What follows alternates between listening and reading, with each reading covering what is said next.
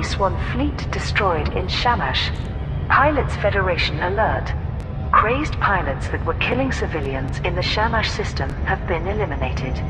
The local security force vessels participating in fleet exercise Grace 1 were exposed to an anomalous signal, which then circulated through the fleet's networked comms. This apparently triggered a violent mania that caused them to attack passing traffic. Captain Ulrich Maurer of the megaship Consug Lieb announced that an operation to eliminate the threat had concluded. All Grace 1 ships have now been targeted and destroyed. Though tragic, this action undoubtedly saved many thousands of lives and has brought peace to the system once more. Santu State Network, in agreement with Shamash Future, has agreed to reimburse all independent pilots who took part. Payments are available for collection at the Consug Lieb. Shamash Future confirmed that Garrett Orbital, which was locked down due to several of its crew becoming homicidal, is now functioning as normal. The scars of the survivors may take much longer to resolve, however. Research has begun into the cause of this event, although few details of note has been identified. One possible explanation was floated by Jai Chowdhury, host of historical ICE cast Ghastly Pasts. The horror which unfolded in Shamash bears strong similarities to the fate of the generation ship Thetis. This vessel from the 22nd century was discovered in the Nefertum system in 3303. Logs describe how its entire population turned on each other in a murderous rage after a signal was picked up while passing an unnamed planet. This whispering sound compelled everyone who heard it to kill on sight. The Thetis phenomenon had never been encountered before or since, until now. What was once a chilling tale from the pages of history has become a sickening reality. We do not know where the signal was transmitted, how it interacts with the human mind, or whether we'll encounter it again. These questions are attractive to researchers, but uncovering any answers may prove highly dangerous. Aegis prioritizes research into Thargoid spire sites. The rapid evolution of Thargoid barnacle matrix sites into colossal spires has sparked intense scientific scrutiny and concern as to their purpose. Dr. Maximo Fonseca, the Allied Scientific Liaison to Aegis, discussed recent developments in an article for The Empirical. There's no doubt that these twisting, biomechanical towers are important to the Thargoids. Each site is defended by highly aggressive drones, including a new type designated the Banshee. Larger Thargoid vessels also routinely come and go, in a manner similar to ships docking with an outpost. Some believe that each site is an alien city, a Xenopolis, if you will, and that this marks the start of a colonization program. But I believe that Thargoids remain on a war footing. Either way, we are bringing together our finest xenologists to decipher their function as rapidly as possible. One of these scientists is Professor Ishmael Palin, who is recognized as a leading authority on the Thargoids. In a brief interview for Vox Galactica, he said, "The construction of permanent surface structures confirms that the Thargoids have long-term plans. I've studied scans that indicate organic and mechanical processes taking place within each spire. My guess is they're industrial in nature, the equivalent of our extraction factories. It's possible they are producing or refining vast quantities of mineral substances to supply the Thargoid war machine. Many pilots have already seen fit to provide me with compounds extracted from Thargoid spire sites, which has given my research an initial boost. Further samples can be delivered to Able Laboratory or the bartender at Baird Gateway in the ARC system." Thargoid War Update, October 3309. Vox Galactica's Jade Sanderlin discusses the successful recovery of people from the Titans and developments at the new Thargoid spire sites. When Aegis announced its plans to free abductees from the Thargoid motherships, I wasn't the only one expecting the worst outcome. Turning a core mining missile into a way to extract life support capsules from the Titans sounded extremely risky. And even if it worked, what state would these poor people be in after such a horrific experience? Much to my relief, the scheme is working. Many thousands have now been brought back to civilization, and seem to have suffered few ill effects. Wisely, all are being kept under strict quarantine while a battery of medical tests are run on them. But I understand that, in most cases, abductees are permitted to communicate with their friends and families, most of whom never expected to hear from them again. Another surprise, albeit much less welcome, were the rapid changes observed at the Thargoid barnacle matrix sites. Intense geological activity had been registered beneath the surface, but the alien growths resisted detailed analysis. Their transformation into colossal towers several kilometers high has startled the scientific community. Xenologists tell me that the emergence of these Thargoid spire sites, as they're now classified, suggest that the aliens are putting long-term plans into place. Their actual purpose is unclear, but few believe that the outcome will be beneficial for humanity. Elsewhere, resistance to the aliens remains as dedicated as ever. At the time of writing, no new invasions have been reported, and the Thargoids occupy only a third of the territory previously conquered by their fleets. Scores of once inhabited systems still need to be liberated, but the mood among anti-Xeno forces is that the tide has turned in humanity's favor. This is Jade Sanderlin reporting for Vox Galactica. Stay safe out there. Grace 1 fleet destroyed in Shamash. Pilots Federation alert. Crazed pilots that were killing civilians in the Shamash system have been eliminated. The local security force vessels participating in fleet exercise Grace 1 were exposed to an anomalous signal, which then circulated through the fleet's networked comms. This apparently triggered a violent mania that caused them to attack passing traffic. Captain Ulrich Maurer of the megaship Konsu Glebe announced that an operation to eliminate the threat had concluded. All Grace 1 ships have now been targeted and destroyed. Though tragic, this action undoubtedly saved many thousands of lives and has brought peace to the system once more. Santu State Network, in agreement with Shamash Future, has agreed to reimburse all independent pilots who took part. Payments are available for collection at the Konsu Glebe. Shamash Future confirmed that Garrett Orbital, which was locked down due to several of its crew becoming homicidal, is now functioning as normal. The scars of the survivors may take much longer to resolve, however. Research has begun into the cause of this event, although few details of note has been identified. One possible explanation was floated by Jai Chowdhury, host of historical ICE cast Ghastly Pasts. The horror which unfolded in Shamash bears strong similarities to the fate of the Generation ship Thetis. This vessel from the 22nd century was discovered in the Nefertum system in 3303. Logs describe how its entire population turned on each other in a murderous rage after a signal was picked up while passing an unnamed planet. This whispering sound compelled everyone who heard it to kill on sight. The Thetis phenomenon had never been encountered before or since, until now. What was once a chilling tale from the pages of history has become a sickening reality. We do not know where the signal was transmitted, how it interacts with the human mind, or whether we'll encounter it again. These questions are attractive to researchers, but uncovering any answers may prove highly dangerous.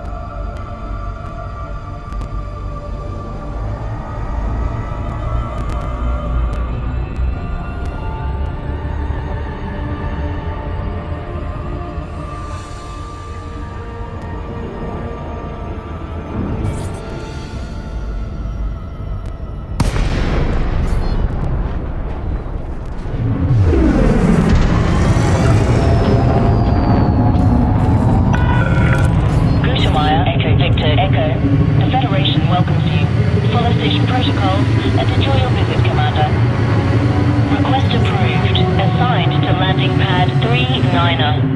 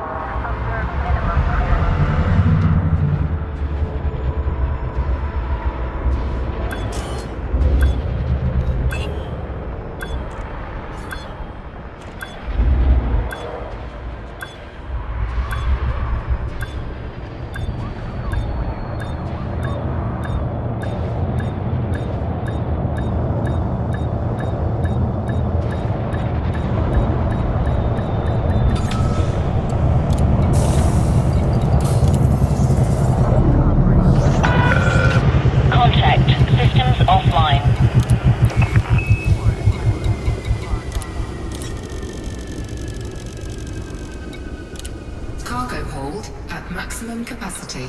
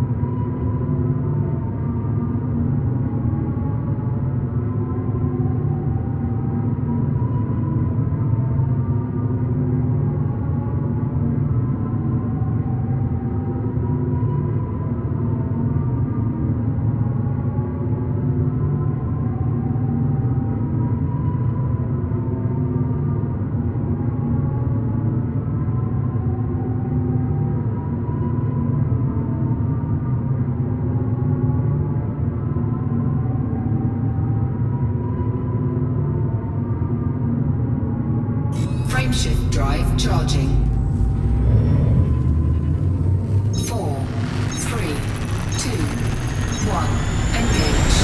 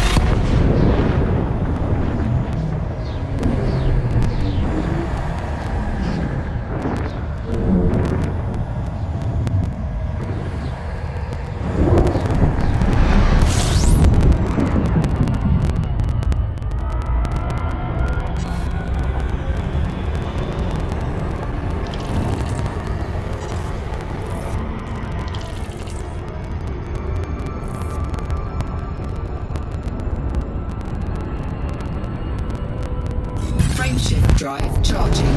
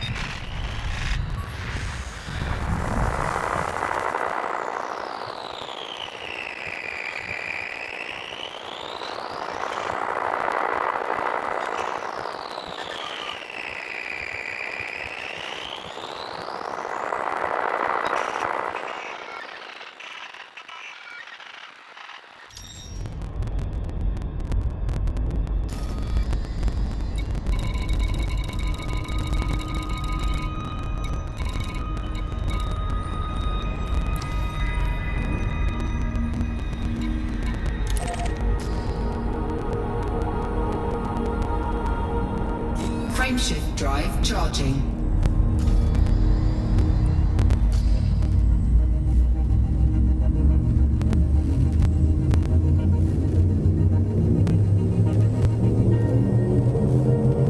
Ready to engage.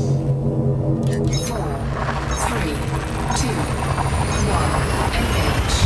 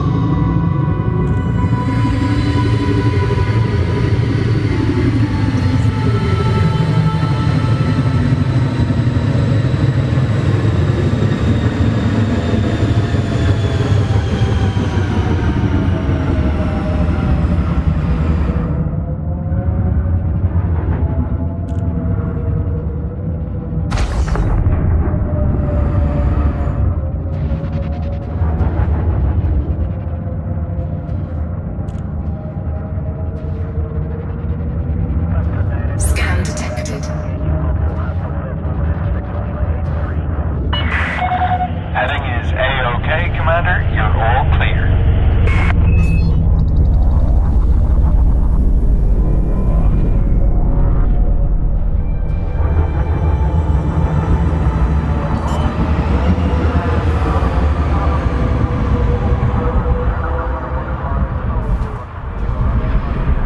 Landing gear deployed.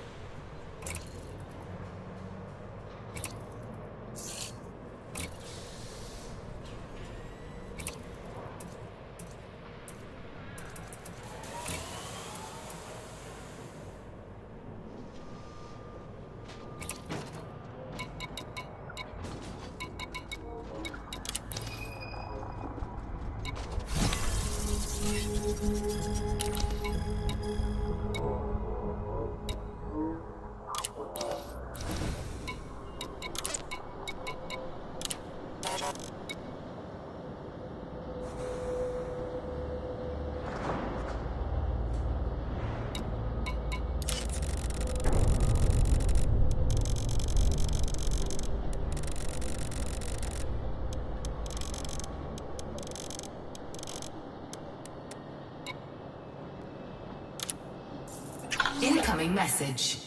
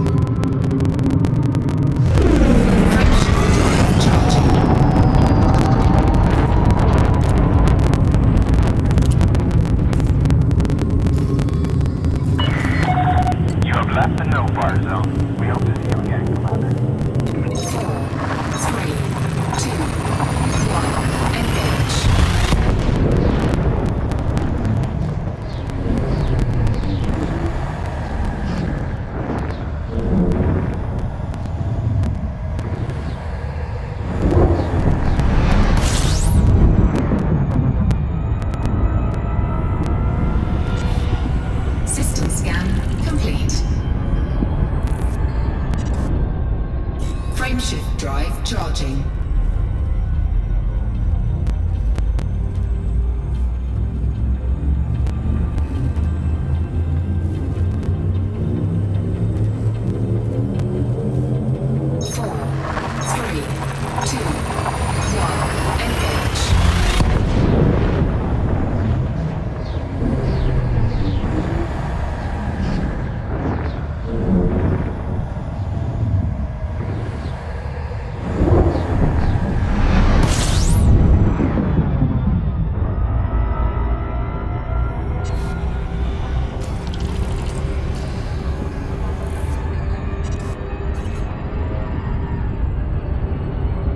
Frameshift drive charging.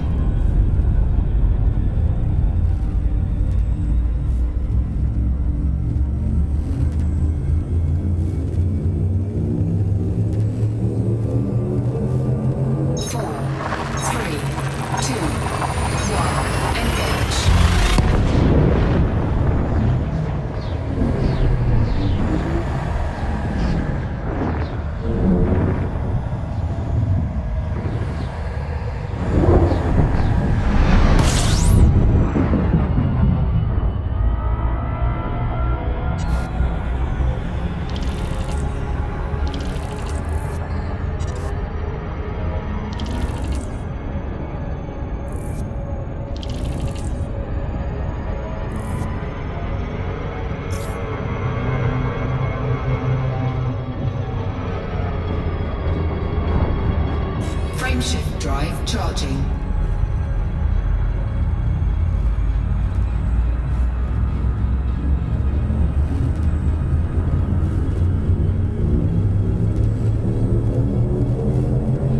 Ready to engage. 4, 3, 2, 1, engage.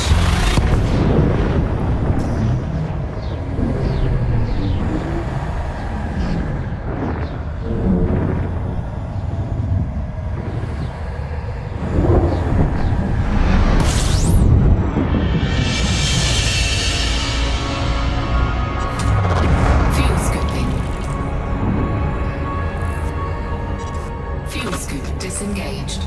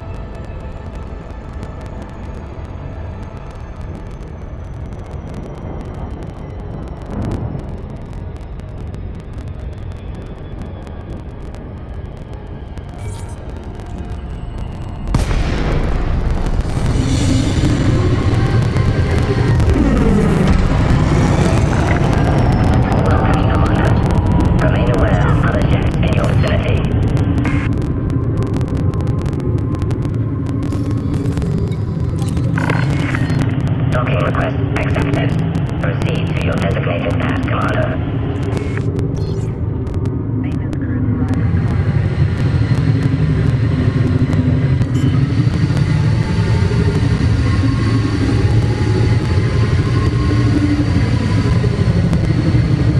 Landing gear deployed.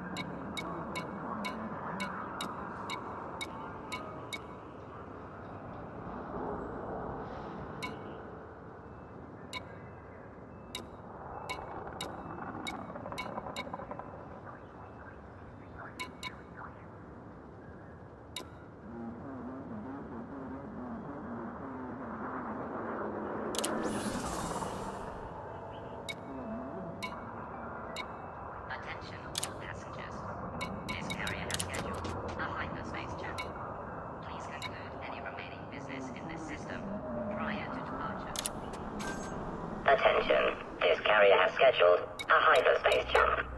Please conclude any remaining business in this system prior to departure.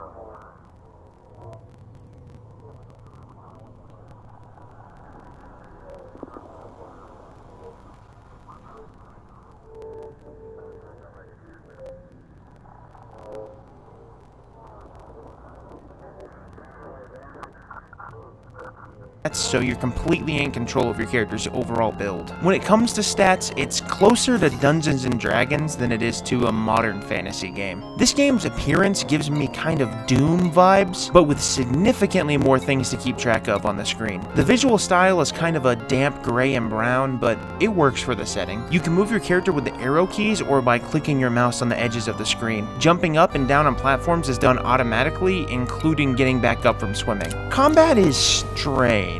You have to hold down your right mouse button and drag the mouse in whichever direction you want to swing. It's kind of cool in a way, but also kind of hard to handle. Usually it's just weird and unresponsive, but this is also a game from 1994, so I can't get too mad at it. Using spells is just selecting a spell and clicking where you want to aim it. When you defeat enemies, you can click on them to loot them, but not every enemy has loot. You can also attempt to steal from people like the modern Elder Scrolls games, but the law is quick and merciless. If you get caught, there's no arrests. They just resort directly to murder. This game is pretty text heavy.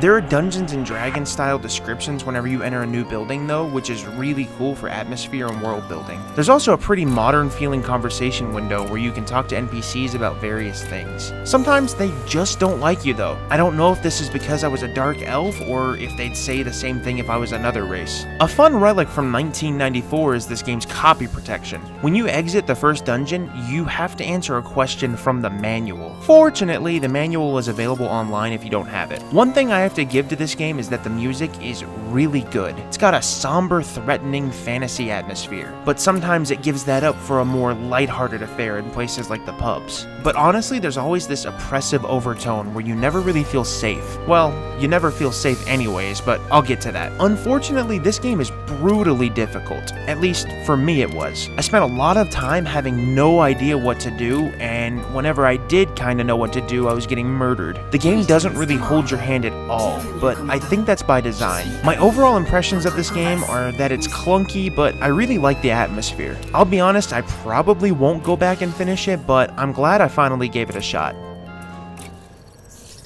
The character creation in Daggerfall is incredibly similar to the last game, but expanded by quite a bit. The game allows you to add more direct skill values like archery and running too. However, the game seemingly starts all races in the same place this time, a trend that will become common in the main games. The production value here is significantly higher. A fully voiced FMV plays at the opening of the game, which is something I find incredibly charming. The game has an actual optional tutorial that gets you acquainted with how it works, which is something that I really wish Arena had. Plus, there's an option to turn on mouse look, which makes this game feel so much better to play. Visually, this game is a huge step up from the first game. Arena's aesthetic was big, blocky, Doom-like maps, whereas Daggerfall's areas are much more geometry heavy, at least for the time. The map in this game is huge, like really huge, and weirdly, it's beautiful in kind of a primitive way. You're able to fast travel to just about anywhere, and what's cool is the cities are seamlessly just sitting on the map. Also, this game has a full day and night cycle and seasonal cycle. I served over 200 days in prison for murder in the game, and when I came back, all the snow was gone and it was sunny and bright in Gothway Garden. In dungeons and interiors like shops, you get a whole 3D render of the map that you can look at. In towns, there's a general low detail map, but as you visit places and talk to citizens, it slowly gets filled out with information. The dialogue and conversation system in this game is so cool. You can talk to NPCs in one of 3 ways, and the way that you say things changes depending on what you choose. You can choose to speak normally, extra extra polite or just be straight up blunt. It seems like the way people respond to you changes based on how you speak to them, which is awesome, and I would love to see a system like this brought back.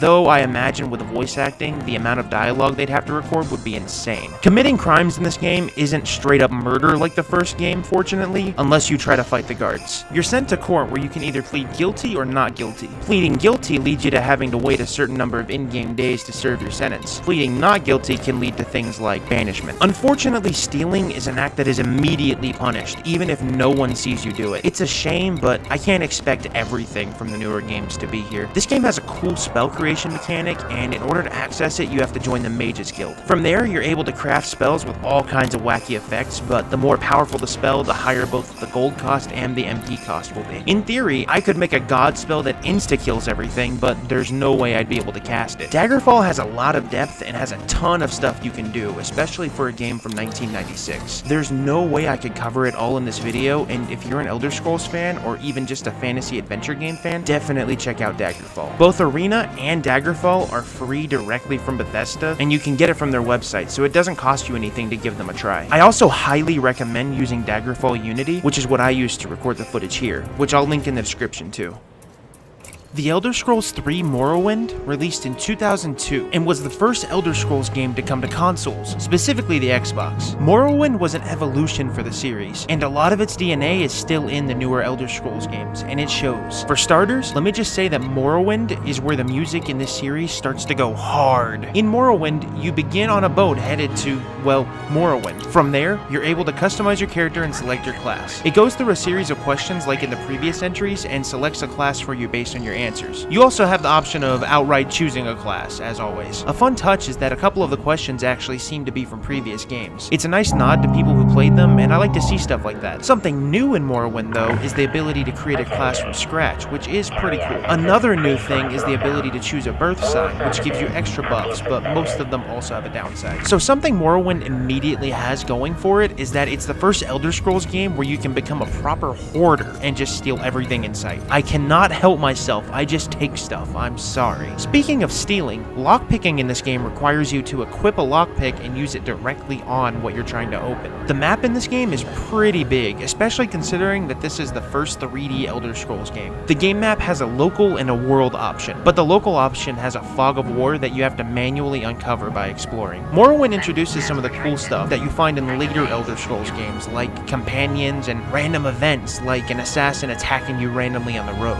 You also have these super interactive quests where you get to make decisions that aren't always black and white. I had a quest where a guy told me a witch stole his gear, but most importantly, his axe. He joined me and we found the witch. Once we ran into her, instead of killing her, I could have taken her side and defeated the guy I was helping. Instead, I chose to take his side. We defeated the witch and I got him his axe back. To thank me, he gave me a stat boost. Unfortunately for him, I still wanted the axe, so naturally I killed him and got a shiny new axe. Exploration in this game is great, but it is kind of hampered by the way the world is presented. Due to what I assume are technical limitations, you're always surrounded by this oppressive fog, and you're unable to fully appreciate the environment around you. Of course, there are mods to mitigate this, but I wanted to get as close to the vanilla experience as possible. I do quickly need to mention movement. Running in this game at early levels is painfully slow. There is a sprint that you can do, but it uses your stamina. Yeah, you can keep sprinting after you're out of stamina, but then you have no stamina. Also, jumping in this game is just janky. Most things seem like they don't want you jumping on them. It's hard to explain, but you kind of just slide off of things that you should, in theory, be able to jump onto. You do get a higher jump as you increase your acrobatics, but it's still a really big nuisance at the beginning. Outside of the fog thing, this is a really pretty game with some pretty varied landscapes. I found myself slowing down to take in some of the cooler looking locations because the style is still great and has aged pretty decently. I also need to add that this is the first game in the series to allow you to control your character entirely from the third person. I personally am not a fan of doing that, but it is still cool that you have the option. Returning from Daggerfall is the ability to create spells, though this time you can only do it using spells you've already acquired. You can also enchant items and use soul gems to capture the souls of things that you've killed. Stuff like that is really fun, and honestly the only real difference between Morrowind from modern games is the visuals, and I guess the combat. The combat in Morrowind feels kind of mashed, mushy. Like, your character is just kind of flailing their arms until the thing they're hitting dies. As I gained experience, it felt slightly better, but I could never shake that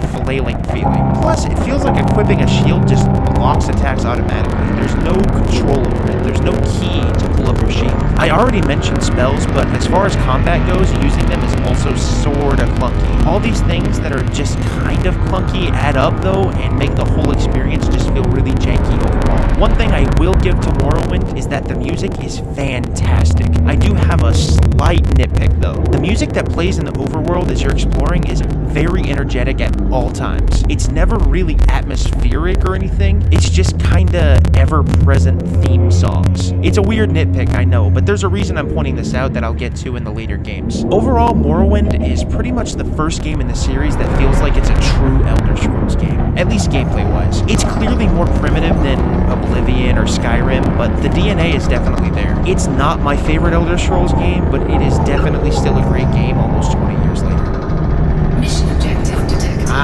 The Elder Scrolls Oblivion, my first Elder Scrolls game. This game absolutely blew my mind when it came out. I'd go to my friend's house and we'd sit there and screw around with stealing, assassinations, all kinds of stuff. Plus, the modding scene for this game was huge and putting stuff like force powers from Star Wars, and it was just mind-blowing, and it really did add almost infinite replay value to this game. This game, as is tradition, pumps up the production value even more. The introduction is fully pre-rendered, and the soundtrack is as vibrant and majestic as ever. Character creation in Oblivion is significantly more in-depth than previous entries. Instead of just choosing a head and moving on, there's all kinds of stuff you can customize, down to the shape of your jaw. The creation here is actually spread out in such a way that you're almost all the way done with the first dungeon before you even choose your birth sign. I will say, people's faces in this game look odd. You eventually get used to it, but they all have this weird oblong mannequin look to them. Eventually, you choose your class or create a custom class. Once you've done that, you're on your way. Oblivion also bucks the trend of forcing you to wear certain armor for certain classes. I know I didn't mention this before, but Morrowind and games before that wouldn't let you wear any armor you wanted. It had to be the armor for your class. In Oblivion, you can wear and level up any armor regardless of the class that you choose, which is a great way to allow for more player agency.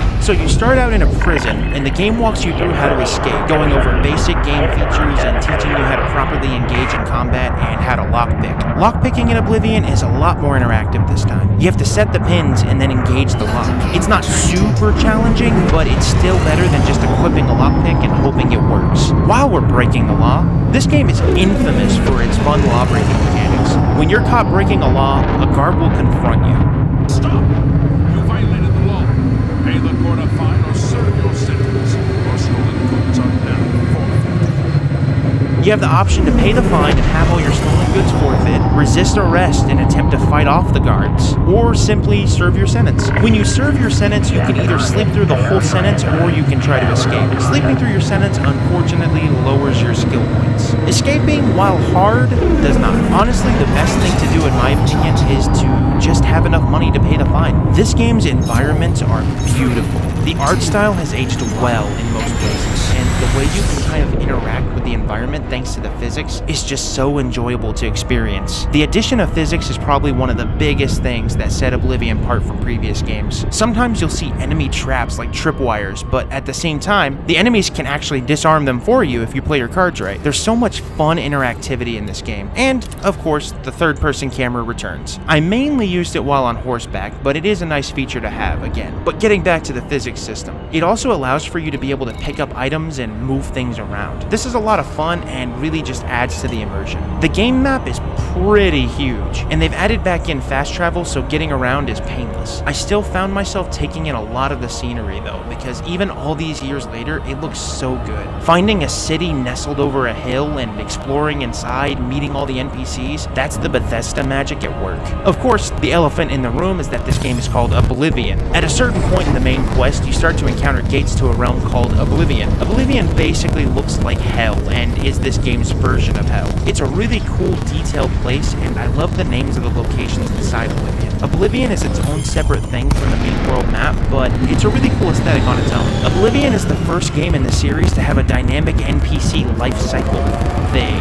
What I'm trying to say is NPCs have their own schedules in this game. They go to bed, wander around, etc. Unlike Morrowind, they're not just standing around in one spot forever. Daggerfall kinda sorta had this, but the townspeople you can interact with just kind of wander aimlessly. Here, they have specific places they go and routines they follow every day. Sometimes they'll even leave the town entirely. It's super cool and something I kinda take for granted in games nowadays. There's a thing that I think is new to Oblivion, in that when you attack enemies, blood gets on your weapons. If this was in Morrowind, I definitely didn't notice it. It's a nice touch, and is yet another thing that adds immersion to this game. Oblivion also has this unique new mechanic that's only in Oblivion. Every NPC you talk to can be persuaded to like you. In order to play this minigame, you have to use 4 different actions: joke, coerce, boast, and admire. Different NPCs like different things. The way it works is this wheel starts out in a random spot. The goal is to try to maximize how often you put the big slices on the actions the NPC likes. Because the slices are random every time, it's hard sometimes to juggle them. Sometimes an NPC might hate it when you joke with them, and you're forced to use a big slice on joking, which will drop your persuasion. Overall, it's a fun mechanic to increase your trust with the NPCs, but I feel like it can also kind of be cheesed after a while. However, the persuasion also affects haggling. You can haggle with shopkeepers to attempt to increase the price you can sell for and lower the buy prices, but the shopkeepers don't always accept the offers. Combat in Oblivion is a gigantic step up from Morrowind. The enemies actually feel like you're hitting them, partly in thanks to the physics system where bodies are able to be knocked around. You can also manually use the shield to block, which feels way more responsive. Casting spells is immensely more fulfilling here. Click which spell you want to equip, use the spell hotkey to cast it. No fuss, no problems. The clunkiness is completely gone. While I'm on the topic of spells, spellmaking is back, so that's cool. You do have to do a bunch of prerequisites for the Mage's Guild though. Movement in Oblivion is way better than Morrowind too, let me tell you. You can now sprint at any time for as long as you want, and it's not attached to stamina. Jumping also feels way more natural. It's a solid overall improvement. It was definitely needed. The music in Oblivion is fantastic, as is tradition. However, an improvement over Morrowind is the use of anthems. Rather than just loud anthems playing constantly, the music is moody and atmospheric at times, but always picking up when the action gets really intense. Morrowind kinda sorta had this, but the music didn't always feel like it fit the mood or area you were in. Oblivion has it down pat though. Oblivion is a fantastic game, even by modern standards. I cannot stress enough how good this game is. It's usually overshadowed these days by Skyrim, but it's still worth going back to. Oblivion is a game I personally come back to all the time. If you haven't played Oblivion and you're a fan of Skyrim, definitely give Oblivion a shot. I bet you'd love it.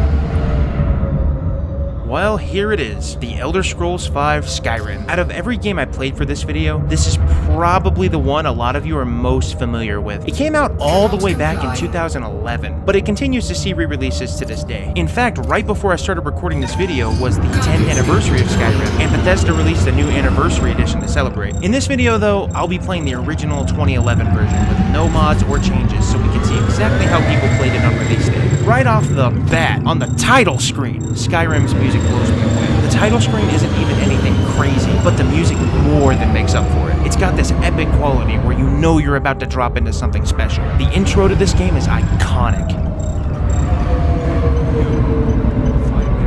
You're in a wagon, chained and headed for certain death in Helgen. The townsfolk watch in morbid curiosity the events they assume are about to unfold. But just in the nick of time, a bittersweet miracle strikes and a dragon attacks Helgen. And yeah, this game has a lot of dragons. First off, as is tradition, you create your character, customize your appearance, the works. Fortunately, Skyrim's characters are a massive step up visually from Oblivion's. They no longer look weird and mannequin-like. In every Elder Scrolls game before Skyrim, the map, equipment, journal, and everything else you needed a menu for was all in a series of windows that you would flip between. In Skyrim, the menus are broken apart in such a way that it's not so cluttered. Some people don't like the Skyrim menus because they do work best for a controller, but I'm still partial to them. Either way, there's plenty of mods to customize the menu if that's something you want to do. The menu is broken down into skills, items, map, and magic. The items menu is about what you'd expect. Items are broken down into categories and you can equip or use them from there. But a cool little thing you can do now is see a 3D render of every item. This is actually sometimes used to complete puzzles, like the Bleak Falls Barrow Golden Claw quest, where the claw has the solution to the puzzle on it. The magic menu works a lot like the item menu, but for spells. But I'll get to spells later. Skyrim's world map is the absolute bar for what a world map should be in open world games. It's fully 3D rendered and super detailed. You can get an idea for where you're going and for what you need to prepare just by hovering around the map. You can also set a custom waypoint if you like. But for real, I love Skyrim's map, and I hope the next Elder Scrolls game does something similar or something that's at least as good as this. In the menu, skills show you a list of skill constellations and their perk trees. The number by the skill is your overall skill level, and clicking on the skill opens up the perk tree. When you level up, skills changes to level up, and you can choose to increase health, magic, or stamina. Then you're given the points you need to unlock the perks. The perks are super neat, and there's a ton of them. Under lockpicking, for example, there's a perk that increases your chance of finding treasure in locked chests. Or under restoration, there's a perk that makes healing spells restore stamina as well. Skyrim took Oblivion's player agency when it came to specializing your class to the next level. Lockpicking in Skyrim is a bit different in that you're rotating the lockpick inside of the lock this time, and testing to see how far you can turn the lock. It's basically just fiddling and trying not to break the lockpick by putting too much stress on it. I like this lockpicking better than Oblivion's because there's nothing like finding a really hard lock and just barely being able to pick it. Combat is similar to Oblivion on the surface, but differs in a few key ways. First, every weapon now has a chance of giving you a takedown animation when you defeat an enemy. This includes spells. This is a nice touch that makes you feel super cool for getting that last shot out on an enemy or a hunted animal. Then there's the dragon shouts. Sometimes you'll find a dragon rune. The rune teaches you a word of power. From there, you can learn more words, and each word has a different effect. However, you can't learn a word until you've acquired a dragon soul. There's plenty of dragons to fight in Skyrim, and when you kill a dragon, you absorb its soul because you are the dragonborn. Once you get a dragon soul, you can unlock a word. It's pretty straightforward. The shouts have their own cooldown, but otherwise are pretty great supplements to any combat style. They're not all offensive either. They're basically just glorified spells. One of them shoots a ring of fire, while another can clear bad weather. There's even a shout that slows down time. There's a pretty huge variety, and it's a lot of fun collecting them. Spells in Skyrim are overhauled for previous games, but it's definitely an improvement. You now equip spells from your spell menu, kind of like Oblivion, but your spells can now be equipped to a specific hand. So, for example, I have flames on my right hand. I shoot flames. Simple enough, right? But watch what happens when I equip it to both my left and right hands. Super cool, right? Stronger spells have cooler effects when you combine them too. And it's fun to test out spell combinations just to see what they look like. Just to note though, combining a spell requires you to unlock the dual casting perk for that skill type. Otherwise, you just use the skill separately in both hands. You can also dual wield spells and weapons as long as your weapon isn't two-handed. You can be a literal spell sword. Movement in Skyrim is the best the series has to offer so far. I'm using a keyboard, so I'm going to talk in keyboard terms. You can walk or run depending on whether or not you're holding the walk key down, but additionally, there's a sprint that uses stamina. It's the best of both worlds from previous games. You can move quickly right at the beginning, but you can still work towards increasing your stamina so you can sprint longer. Skyrim unfortunately did away with spell making, but it did add smithing. You can now harvest raw ores to smelt and craft armor and weapons. You can use the tanning rack to tan hide you harvest from animals, and from there you can use the leather to make gear. If you use the smithing table, you can upgrade your gear and make it more powerful using your raw materials. There's always something new you can do with the smithing. It's a cool system, and while it might seem like something super simple nowadays, back in 2011 this was something totally fresh. I honestly am okay with spell making dying for this because crafting weapons and armor that you can either use or sell is a lot more fun to me. Skyrim also added cooking, but you could essentially do the same thing back in Oblivion, albeit as alchemy to make potions using ingredients. That being said, I like the idea of being able to create foods that are actually foods a little bit better. Skyrim's visuals are the best in the series, not just because of the advance in technology through the years, but the setting and art direction too. Skyrim, the place, is a snowy, wooded territory, and the entire aesthetic just feels rustic and buried in nature. Unlike Morrowind, which was swampy and foggy, Skyrim has everything from rushing rivers to giant mountains. You see those mountains? You can climb those mountains. The music is also fantastic and the absolute peak of the series. Every single song perfectly fits the locale. The cities feel rustic and welcoming, nature feels serene, and the fights feel intense. There are not a lot of games that use music like Skyrim does. games. I sometimes actually listen to the Skyrim soundtrack when I need background music for tedious tasks, just because of how soothing and nice it is. The music for Skyrim is just top-notch, and I hope that whoever ends up composing the music for the next Elder Scrolls game is able to match the absolute heights that Skyrim's music reached. I could go on for hours about Skyrim, and I'd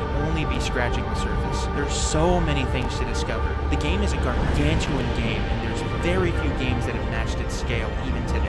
Overall, Skyrim is a masterpiece, and I think it holds up 100% to this day. And I'm talking about the 2011 version. I don't think there will ever be a day where Skyrim isn't a must-play if you like the genre. If you somehow haven't played Skyrim, definitely give it a shot, especially now that there's thousands of mods, and you can tailor the experience however you like. Fortunately though, the game holds up incredibly well without any mods too. Really quickly, I wanted to show you guys some of my favorite comments from my last video. Check it out.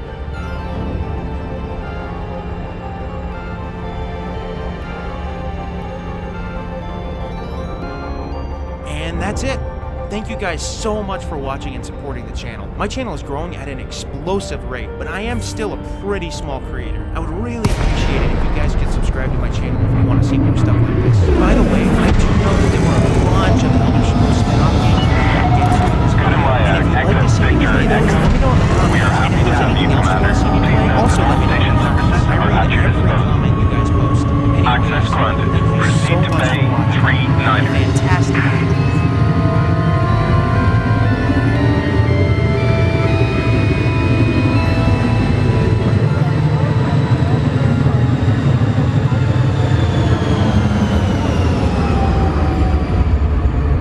Scan detected.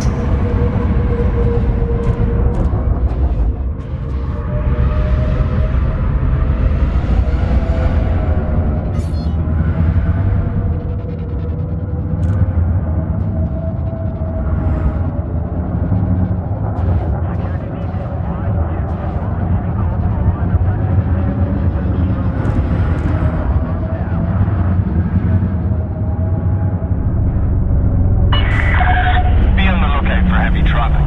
Steer clear of other vessels.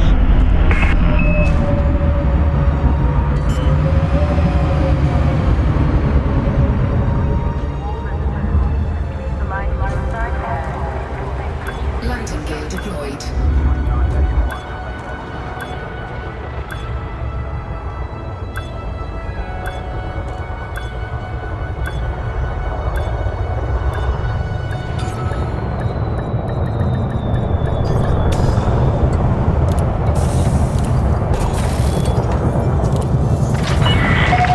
Ship is on the ground. Ground crew dispatched. You are most welcome, Commander.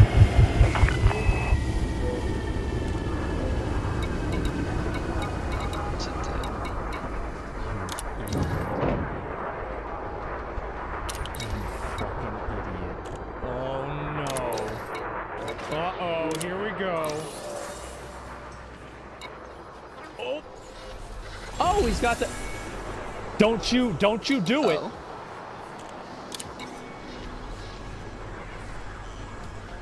What if I just don't remove it? I mean, you have 7 seconds, and then I think you die. He's dead. Well, there's your landing zone, so, rip bozo. Are you serious? Clip it. Clip it. How do you clip? Man. Just a rip bozo. Yep, How do you there clip? it is. How do you clip? How? He didn't remove it. Well, he should have removed it faster. Incoming message. Would he have actually died if he just didn't remove it? I feel like he was going down far enough with like the different buildings and everything. I feel like he might not have died. He didn't remove it? Yeah, he did. He didn't remove it. Wait, what? What? I mean, you have 7 seconds, and then I think you die. Oh, you're right. Well, there's your landing zone, so... Oh, you're right. Holy shit. I didn't realize. Rip bozo. Are you Wow. serious? Yep.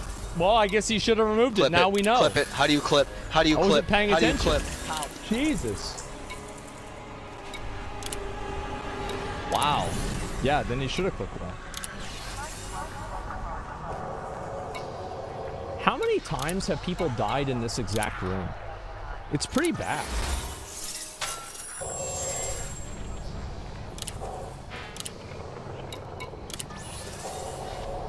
Oh, here we go. He's coming back. Uh-oh, he got aggro.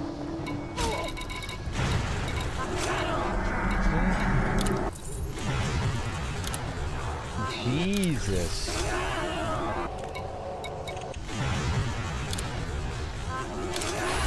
Incoming message. Where is it? Holy shit!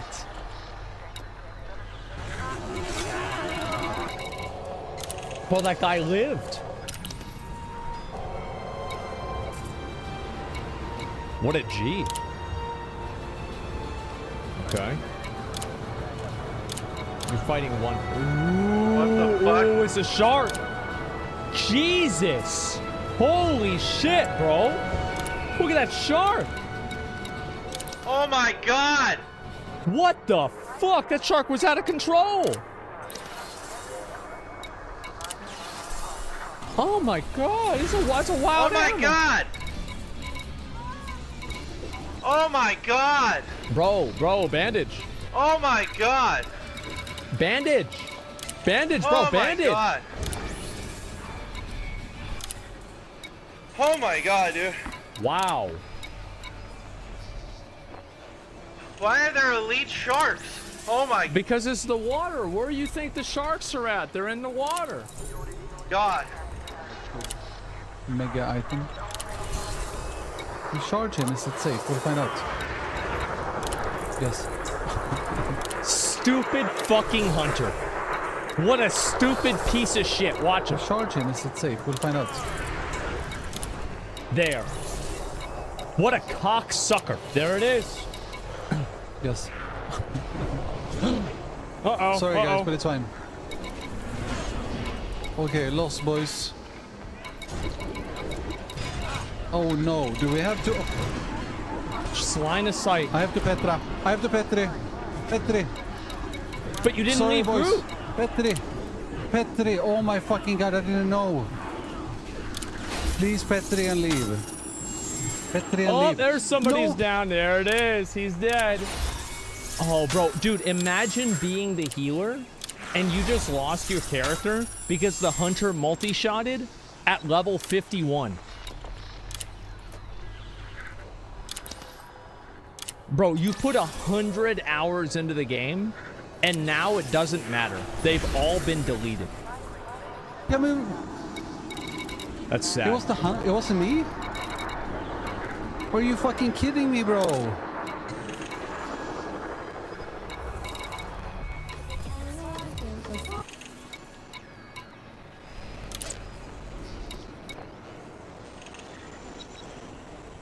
He's back at it again. There it is. He's back at it again.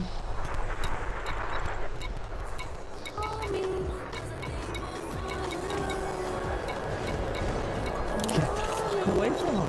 What? Get away. What are you doing? What? Why? Get away from the fucking... What are you... No way you're just gonna throw it... No, you're not just gonna throw it away. Are you? He's actually just gonna throw it away.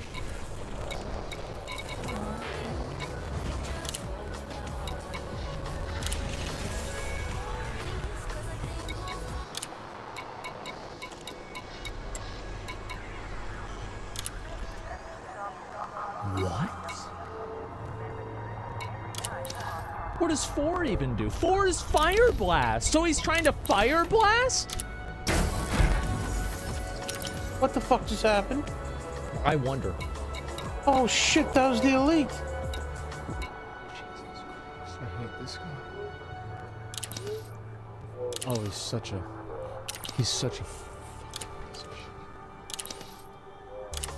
Well, I didn't realize I was fighting the elite.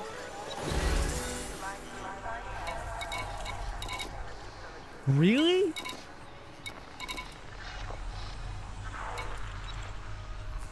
Are you fucking kidding me? That's a big rip, bozo. It is. Oh. Don't you do it. Oh, he's fine.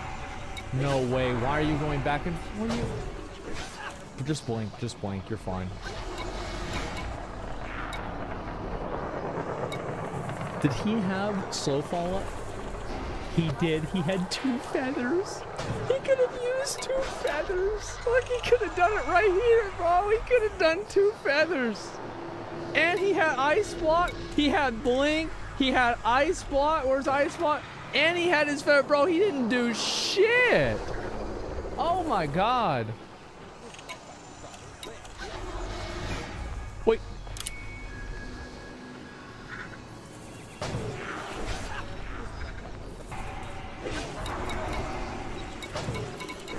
He's listening to Necrit. He's watching Necrit's video. I think. Bruh. What's this? What? No.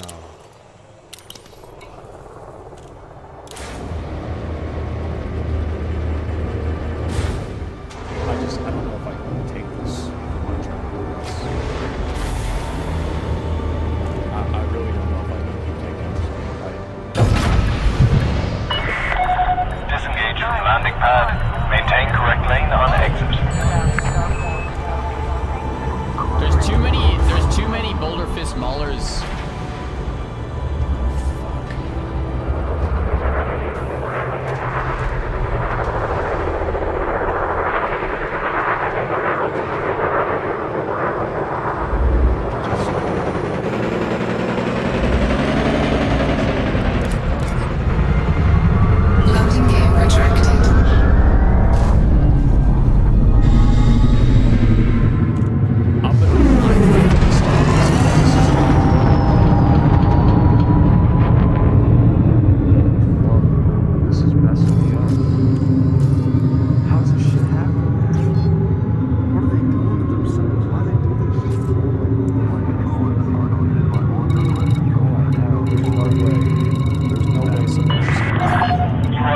Loading game retracted.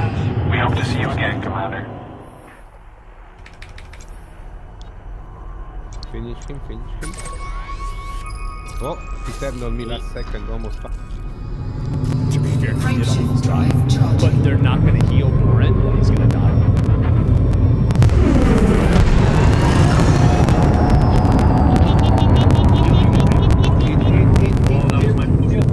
No! Good job, guys. Hey, bro. He lost his character. You know what, by the way? Think about the literal god that tried to bandage him. The actual G that saw what was happening and acted like, who was it that tried to bandage him? Well, he said on me last second, almost fucking the Bro, that guy right there. Actual fucking G. Look at him, bro. Sparta. Sparta, the literal fucking god. The co-tank, man. Oh, that was my push. No! No! Piece of fucking shit. You're gonna fuck everybody like that? Or is this a joke? Eat while you're confined? Where's the fucking healers?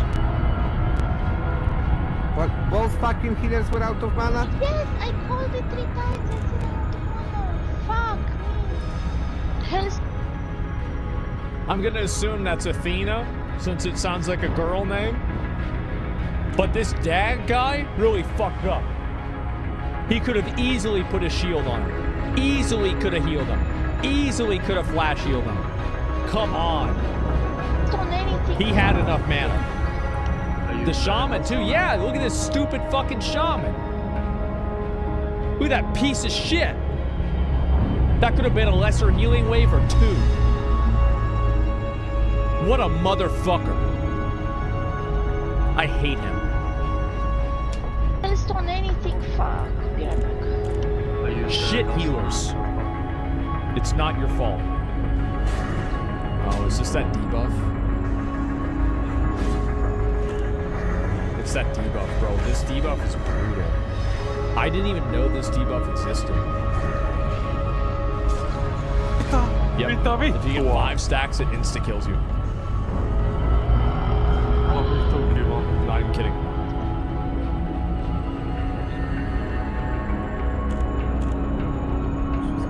He's gonna jump off. I can tell he's gonna jump off. It's a hunter. Look at his name, the guild name. He's jumping off.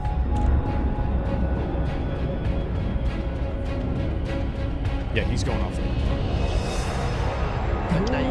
Shit! What? Never mind.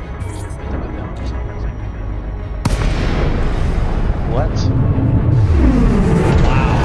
That fucking sucks. Wait. That really sucks. And he had a flask too. Like the candlestick, the rage, things like that. Yep. Docking request accepted. Maintain an appropriate speed during approach. Oh shit. Mock test, mock test, mock test, mock test, mock test. Mock test, mock test. What the fuck? Dude, these high level deaths are... They really fucking hurt me. This is sad. To see that happen to somebody like that, that is absolutely fucking sad.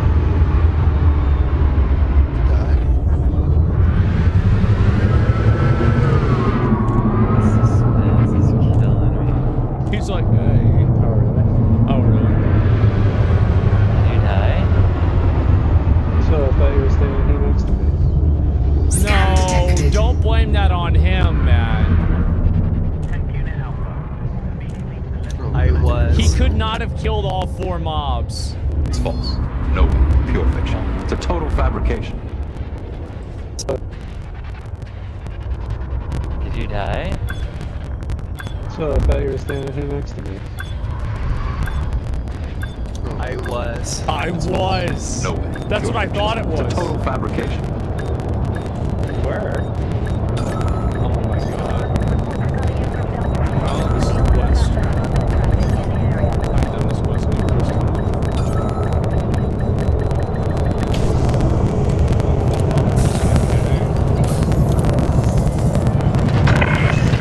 Docking confirmed. Ship is secure. Welcome to this carrier, Commander. No, I like this because he's taking accountability. You know he's about to fuck himself. You know that it's about to happen. It will happen, and he will deserve it, and he knows he deserves it. He knows he deserves it. He knows. This is what he gets.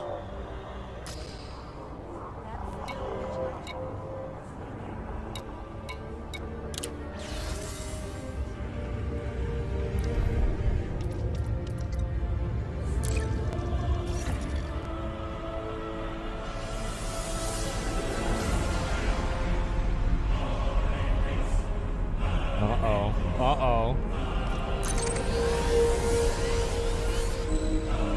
He's dominated. He's fireballing Tyrion. Put your faith in the light. There it is. How did Tyrion kill you? It's not even mad. That's pretty fucking funny. I had no idea that would be pretty slow.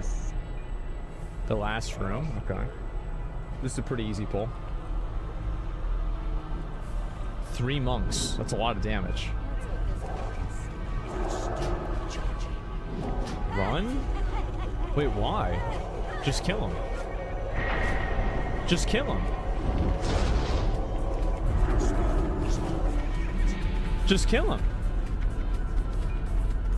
Run. Are they stupid? Oh shit, what happened? They're gonna hit 4 pats. He can get a fear out. It's fine. There it is. Okay, they're good. He says, my bad. I should be fine. Fart bore, you fucking idiot.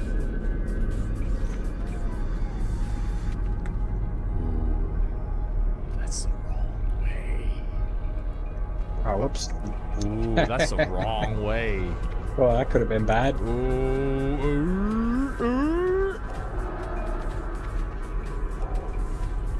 Wait, isn't this the way with the dogs? Wait, why are they aggroing the guy with the dogs? Sketch. Oh no! Oh no! What? Oh no! Oh no! Gentlemen, you've got to stand your ground. I hope they all die. It's fucking that rogue's fault, bro. The rogue's fault? Is the rogue even gonna die? Oh, I think he's gonna die. And then he just vanishes. Yeah. Holy shit. Fart boy lives. The only guy that did it wrong lived. There it is. Shit. There it is.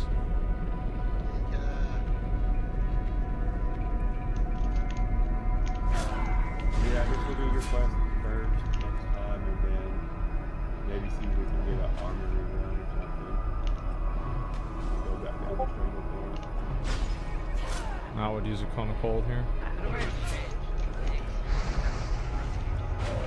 Where's his shield, bro? Like, why'd you use the bad one? You have the good one. Why didn't you use the good potion? Why didn't he use the shield? He's gonna die. No, he's good. That was a little bit dangerous, bro. He knew what to do. He knew what to do. He did what he needed to do.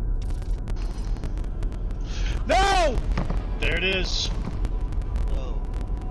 No. That sucks. That actually sucks. Wow, that sucks so much dick. Oh, that sucks. That sucks. Oh, wow. That might have been the worst mage I've ever seen. No, that's the worst mage you've seen so far.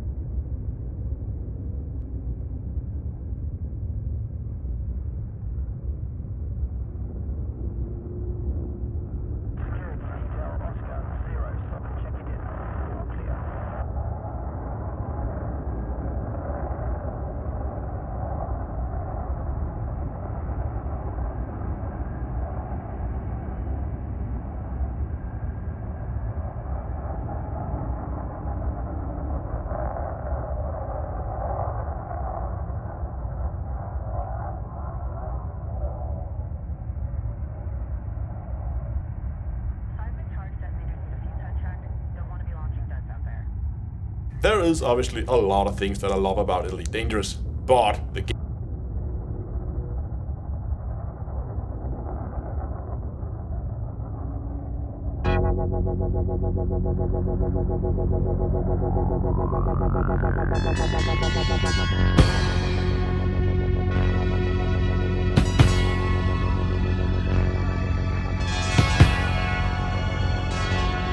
Elite Dangerous, one of my favorite games of all time. I've played it for over a year now, and every now and then I just come back to it. It's just too fun.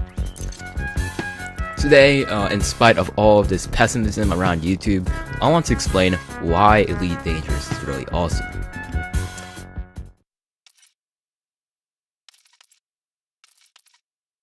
The first reason is the sheer scale of the game. You have an entire 1-to-1 scale Milky Way to travel around in, from the edge of the galaxy to the very core.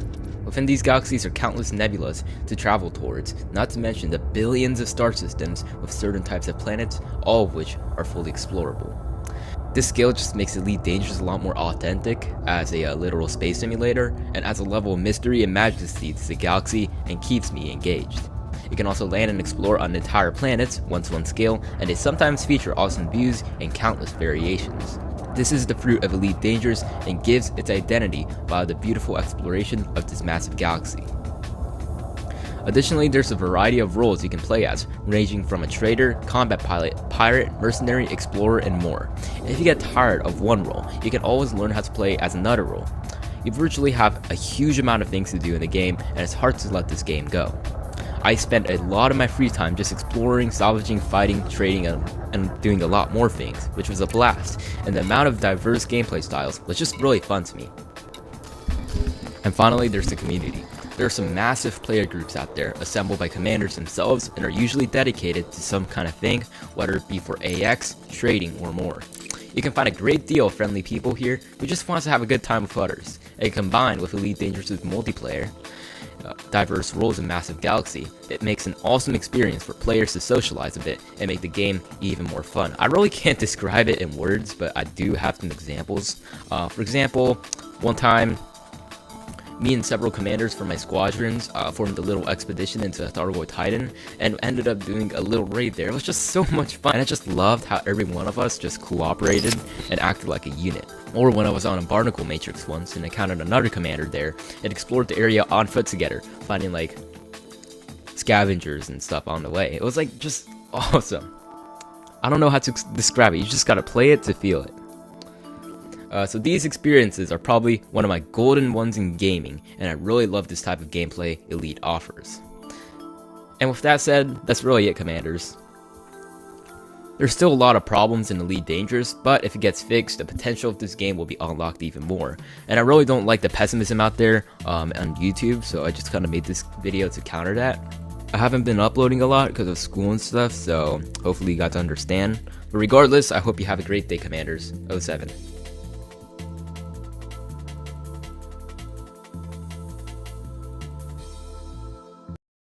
This is Witchbase News for Friday the 27th of October 2023. I'm Commander Burr.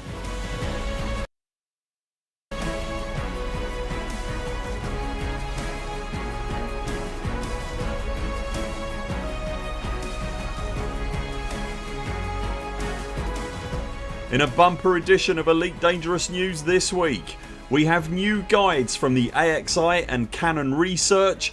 Alec Turner attempts his maddest challenge yet. There are changes happening at the new Spire sites. Frontier's week-long in-game Halloween event continues, and we see our first ever Odyssey specific community goal reward, and more. If you enjoy our videos, please do hit the like button, and if you haven't already, be sure to subscribe and ding the bell so you don't miss any of our Elite Dangerous content. And if you'd like to help directly support the Burr Pit, you can also join our Patreon. Links to that and everything else are below.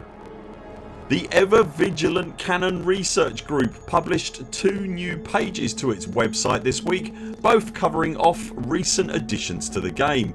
The first goes into huge detail regarding everything you can find, see and collect at the new Thargoid Spire sites, and also how to go about collecting some of the more less obvious items. You may remember we reported recently that Professor Palin is currently quite keen to get his mitts on some of this stuff and has asked for it to be delivered to him and another contact in his home system of Ark.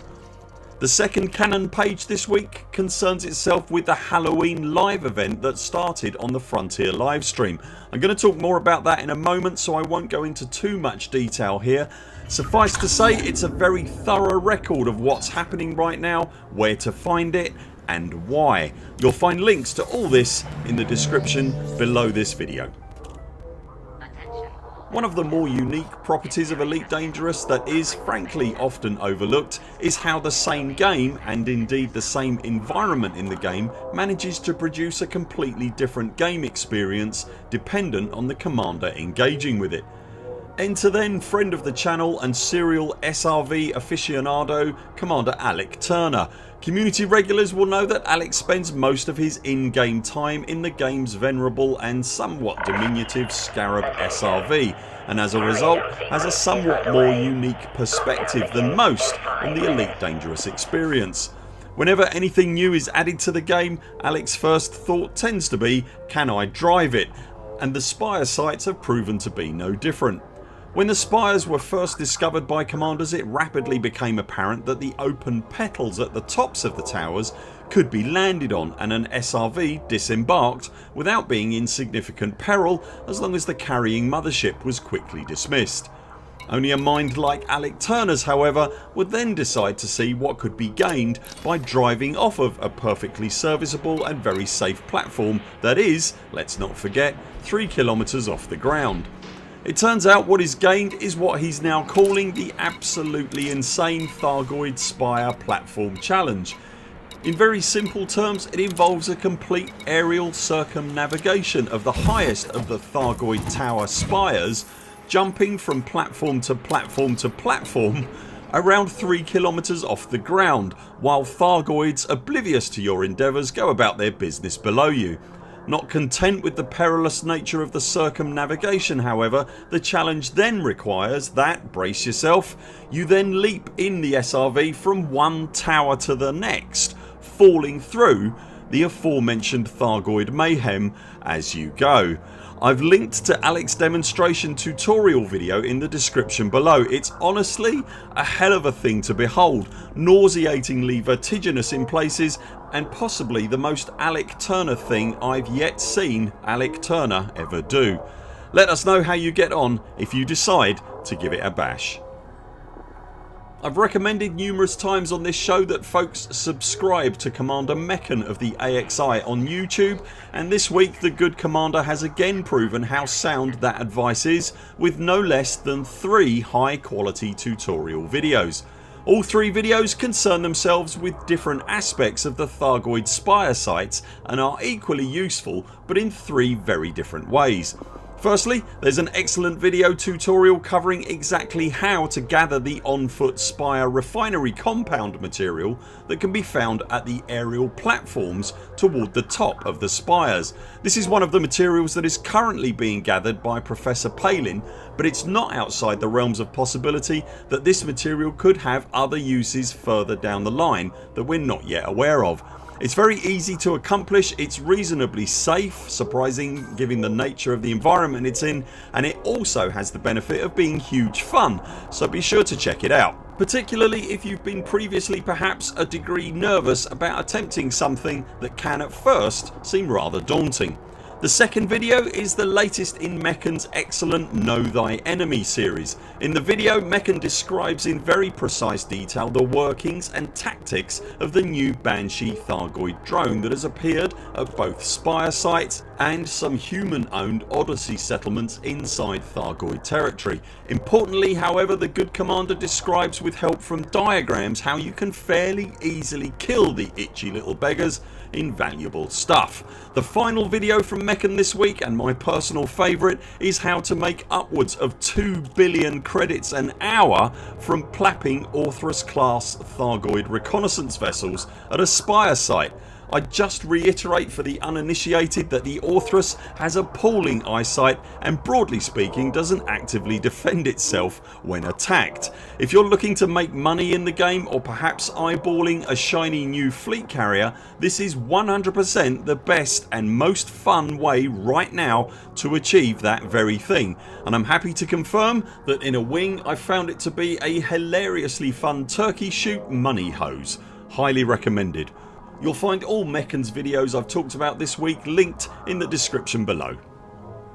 Progress in the Thargoid war has of late been going very well, with systems being taken back from the greeny meany legions of laser lettuce at a fairly steady rate week on week. Just a few weeks back we were reporting that the Thargoid had control of in excess of 500 systems. As things stand, I'm very happy to report that number has reduced to just 373 systems as I speak these words.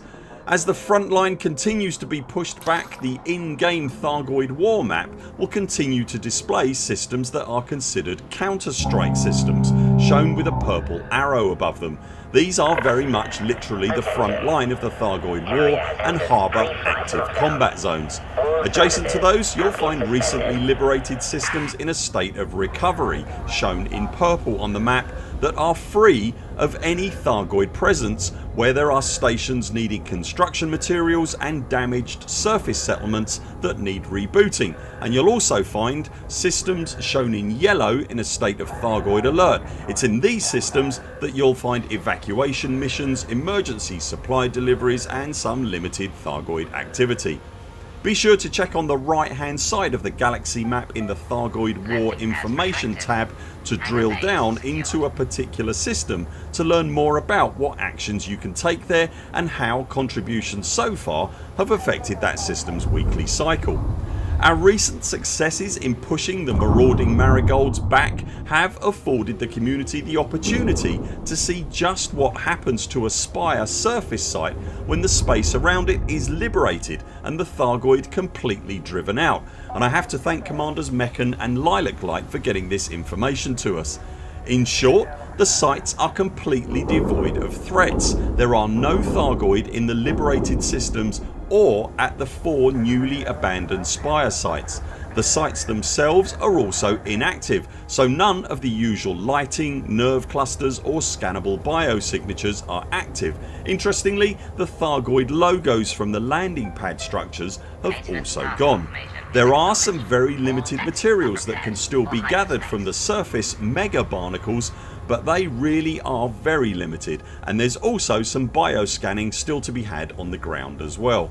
In summary, if you're still a little nervous to visit the active sites or are still ill-equipped, then fear not. There is nothing at the abandoned sites to hamper your exploration, and you can fully take in the enormity of them at your leisure. To find these sites, or indeed any other Spire sites, active or otherwise, then you'll find a link to the excellent Spire site tracking spreadsheet originally created by Commander Lilac Light in the description below. The first tab of that sheet also lists any sites that are tidally locked to their local star and in permanent daylight, as well as sites that have particularly low gravity conditions. Just a quick note here to say that the Frontier Cosmetics store has a limited Halloween themed sale on currently that ends at $23.59 on the 30th of October. That includes 30% off the Trickster and Ectoplasm gear sets and Halloween bobbleheads, and 20% off the Luminous paint jobs. You'll also find Halloween themed decals on sale in the store right now. The game itself and the Odyssey expansion are currently on sale on Steam again right now until the 2nd of November at 1700 Greenwich Mean Time. That's discounts of 75% and 65% respectively. There's also a limited sale live today until the 1st of November on the Elite Dangerous merch store. That covers some Elite themed wall art, t-shirts, hoodies and mouse mats, etc. You'll find a link to the sale items for that specifically in the description below. It was the Frontier Frameshift live stream this week, and being the spooky season, it served the double purpose of not only being a Halloween special but also kicking off the start of this year's in-game Halloween event. The livestream, hosted by Arthur and Sally, featured the usual news and community highlights, as well as a catch-up with developer Max to talk about Update 17 and the arrival of the Spire sites and the Banshee class of Thargoid drone. The team also revealed that an interim stability patch to the game is planned for around the end of November. As the stream progressed, it became apparent that it was being occasionally interrupted, firstly with distorted sound effects and then by some disturbing images showing the hosts behaving increasingly oddly. As the stream reached its conclusion, Sally in particular started complaining of feeling ill, and then as the hosts were winding up the show and recapping everything they talked about, an audio distortion could be heard getting louder and louder until there was a minor jump scare, the hosts disappeared, and in their stead an in-game character appeared wearing a hood and skull masked outfit that had never been seen before. The character pointed at the camera lens before walking off screen and the stream then suddenly cut.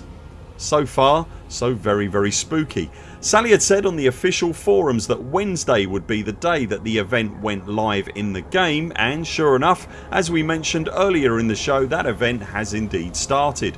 I won't spoil too much of what to expect. Suffice to say that if you check your in-game inbox and also take a look at Galnet News, you'll be directed toward a specific system to get started. The opening instalment of the event will see you scanning some beacons to retrieve some logs, and completing that task will unlock Halloween themed Nocturnal Malediction red paint jobs for the Anaconda, Aspects, Cobra Mark III and Python. I was careful to say opening instalment of the event. Sally said on the forums that it was a week-long event and there hasn't been a suitable conclusion to the horrific goings on portrayed. I was about to say we're guessing there's likely more to come, and as we were going to press, a connected community goal has in fact now appeared. As we were putting the show together today, Frontier released the Wraith gear set that was the previously unseen suit that appeared at the end of the Halloween livestream. It's available in 5 different colour variations that come in at 6,400 arcs each. It is, as you'd expect, fully componentised and can therefore be mixed and matched with components from other gear sets that you may own. One of the absolute top tier rewards available to just the top 10 participants in the special event community goal is a version of this Wraith gear set that won't be available to buy until early November. It's worth noting that whilst the content for this community goal is all, currently at least, space based, this is the first time we've seen Odyssey specific rewards in a community goal. As things stand, the goal runs until Wednesday next week.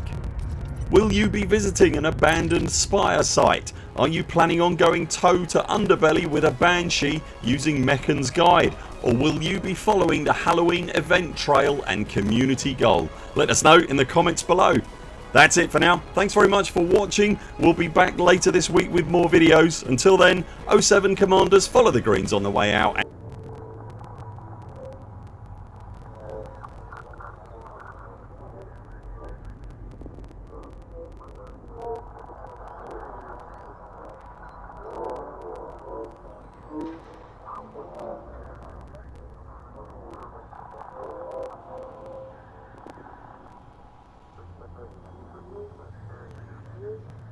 Out in the black, many years ago, we sent out many of our brethren into space.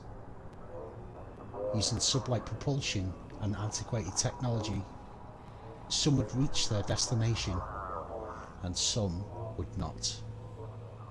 One of these vessels, labelled the Thetis, encountered an anomaly that until recently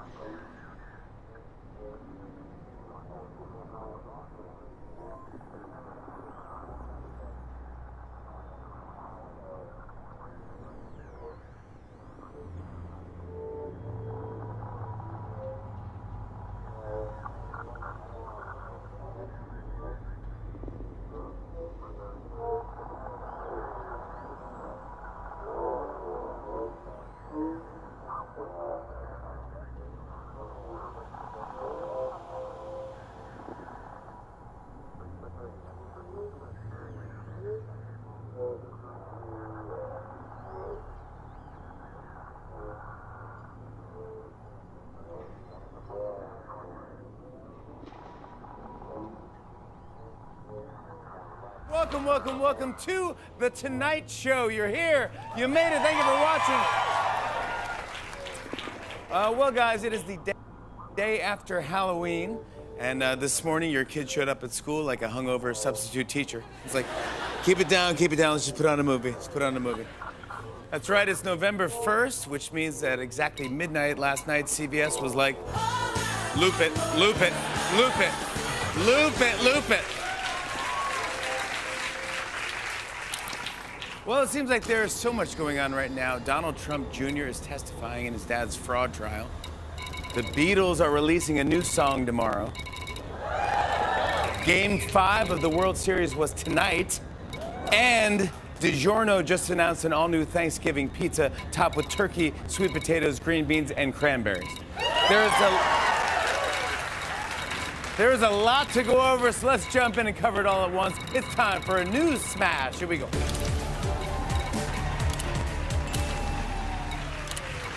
First up, Don Jr. today, he testified in the Trump family's civil fraud trial. It was a big deal. This has been years in the making, kind of like new music from the Beatles. They're releasing a new song tomorrow using old recordings and AI. It's amazing. This new technology could really change the game. Tonight was Game 5 between Arizona and Texas, featuring some of the sport's greatest athletes. They're in peak physical condition, mostly because they don't eat DiGiorno's new Thanksgiving pizza. It's got turkey, creamy gravy, potatoes, green beans, and cheese. If you're eating one of these on Thanksgiving, clearly your life has been a huge disappointment. Don Jr. is hoping that if he does a good job, his dad will take him outside and finally say, "Want to have a catch?" Diamondbacks and Rangers are both trying to win a championship. It all comes down to who gets the outs and who gets the runs. And if you take down that whole pie, you're going to be shouting, "Help, I need somebody," or "Get back," you know. Those are great songs. So is "Here Comes the Sun." Don Jr. took the stand, but you won't be able to stand once you finish a turkey-covered pizza. If you eat that thing, your stomach will be looking at you like, "Pitch, please." Both teams are trying to deliver a title to their fans, but it's not delivery, it's DiGiorno. In conclusion, twist and shout, strike 3, you're out, daddy bail me out, gonna get gout? This has been a News Smash.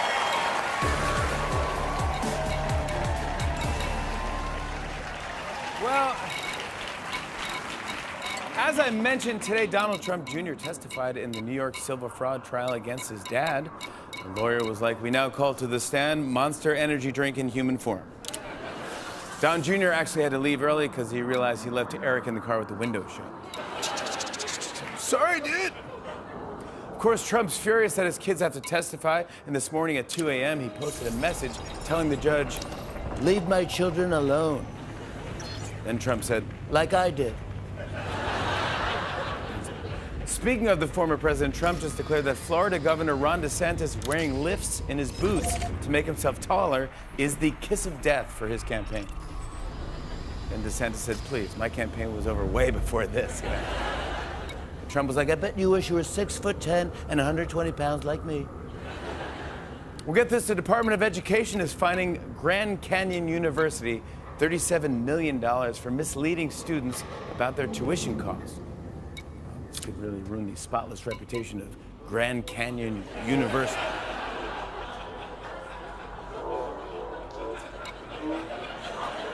Students were like, "Tuition? Sorry. Tuition? We assumed this was free when we enrolled at Grand Canyon University." I mean, it sounds like a university from a cartoon.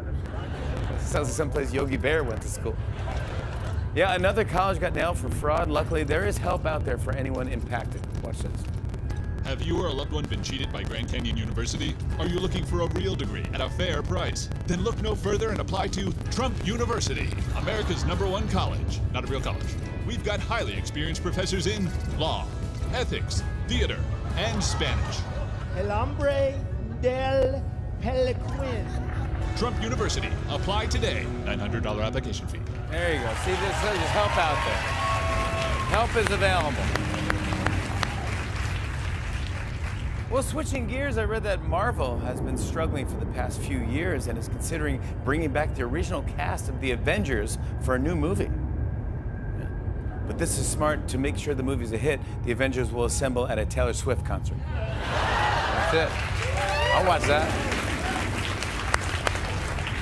Some business news. Nike is releasing a shoe that's designed to help toddlers learn how to walk.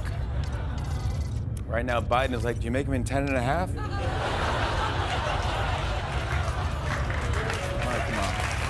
He can come on. He said it as a joke. Guys, listen to this. DoorDash is now warning customers that it might take longer for their food to get delivered if they don't tip. That's tough because other than Grubhub, Uber Eats, Postmates, Instacart, or picking up yourself, the options are limited. Apparently the drivers are like, 5% tip. I think I'll take this pizza for a drive to the country. And finally, I saw that an unofficial McDonald's museum just opened in California. Unofficial McDonald's. Or as that's also known, Burger King. We have a great show. Give it up for the Roots, everybody. Come on. It's a legendary out of 215. Street poetry, and that's my everyday. You know what 215 out of Philly, PA. Because I'm Oh, wow. Thank you, Roots. What a show we have for you tonight. He is a Grammy-winning singer, songwriter, and producer whose band Bleachers. You know, there was a time in my life where I thought the developers at Bungie could honestly do no wrong. With Halo 1, 2, 3, ODST, which is honestly my favorite Halo, personally. That's just me. It could just be my man crush, who knows? I really thought to myself, man, these guys are batting 1,000 and there's really nothing you can put in front of them that they cannot absolutely just do amazing work with. And then they decided to merge up with Activision Blizzard, and I thought to myself, wow, this is going to be bad, because another company and developer that I thought would honestly be the same exact way, Blizzard, was literally falling apart. And really, once Bungie left Activision Blizzard and began to self-publish, a lot of us, including myself, thought, wow, maybe for once Bungie will return to form. That would be fantastic and not overly monetize its user base consistently, and then have Bobby Kotick lord over them constantly because he wants to pay for another yacht. But you see, quicker than a hiccup, it turns out that that's not the case, and Bungie, well, they were always a bad company. So yeah, there have been some layoffs in 2023, and things have been getting a little bit wild, especially with everything going on recently in the tech sector basically beginning to pop once again. The thing is, though, there is a right way to do layoffs and there is the wrong way to do layoffs. This is going to be the wrong way as a perfect example, because, man, this story is hotter than a door handle trying to open up the gates of hell. According to VGC, it was confirmed on Monday that Bungie was the latest Sony Interactive Entertainment studio to be hit with layoffs, though the scope of the job cuts wasn't yet clear. Now, honestly, I'm glad I waited to do this story, because a lot of people were actually comparing it to saying that it is now a Sony issue where Bungie was actually cutting corners or cutting employees. Really, that wasn't the case. Not entirely. You see, Bungie activates independently from Sony. Even though Sony was also firing people and closing down things and projects, it doesn't mean that Bungie was actually part of this actual directive. So really, I'm glad I waited on this, because even though Bungie fired people pretty much the same time as Sony was doing, they're not connected. But let's continue, because things will get worse. A new report by Bloomberg sheds more light on the situation, saying staff were warned in a meeting earlier this month that revenue was running at around 45% below what was being projected, with Chief Executive Officer Pete Parsons reportedly attributed to the poor player retention of Destiny 2. It's claimed that staff were told the game's next expansion, The Final Shape, was being delayed from February 2024 to June to give staff more time to improve it. Yeah, you know, it's kind of wild how the projections that you set out as a company fall by 45% from their goal. There's clearly something going on here, and it's not that you made a little fucky-wucky, you know what I mean? Like, 45% off of like your projected goal isn't just a little bit of a miss, it's a massive miss, and really trying to fire a pretty good chunk of your workforce because the actual pay pigs in your game weren't giving you enough shekels every time you try to put a new cosmetic or battle pass in there really isn't the right way to go about things now, is it? Now, Destiny 2 has some major issues, and I've tried playing Destiny 2, but really what happened to me was it fell down the same monotonous rabbit hole that so many other MMOs actually fall into. Really just having basic content completely devoid of any sort of actual soul or anything else along that line, and you're constantly doing the same repetitive gear treadmill cycle, but then even then, having an entire setup of, oh, you know what? Don't you like to open up loot boxes? Oh, they're not loot boxes. They're like little crystals and things. You could open them up and then maybe get something good. Wouldn't that be fun? Don't you want to give me money for that battle pass? I bet you do.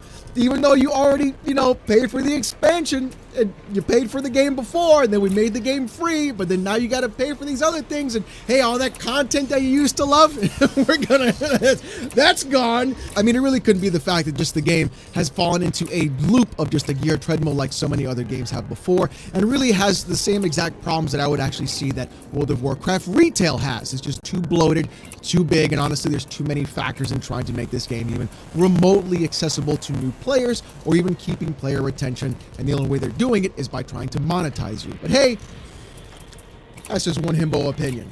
Parsons is also said to have told the staff that salary and hiring freezes would be taking place, but 2 weeks later, on Monday, around 100 staff were then told that they were being laid off.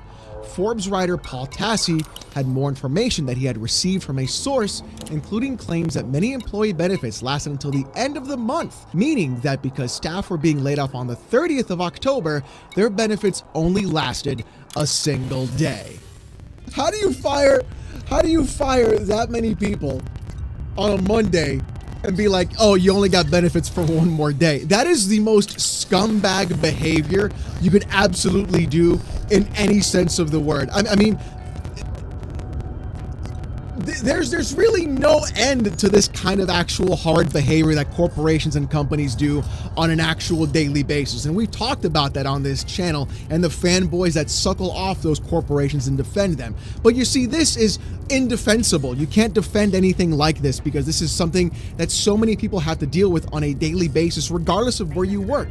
You are walking a thin line every single time you walk into that office, or even log on, or do whatever you have to do to try and make ends meet, put food on the table and a roof over your head, to then only have 1 day available to you after you are let go because the company did not know how to properly set expectations for their own mismanagement of their actual employees and the game and the customers. Now the actual people have to suffer, and then on top of that, hey, I hope 1 day of benefits is good enough for you.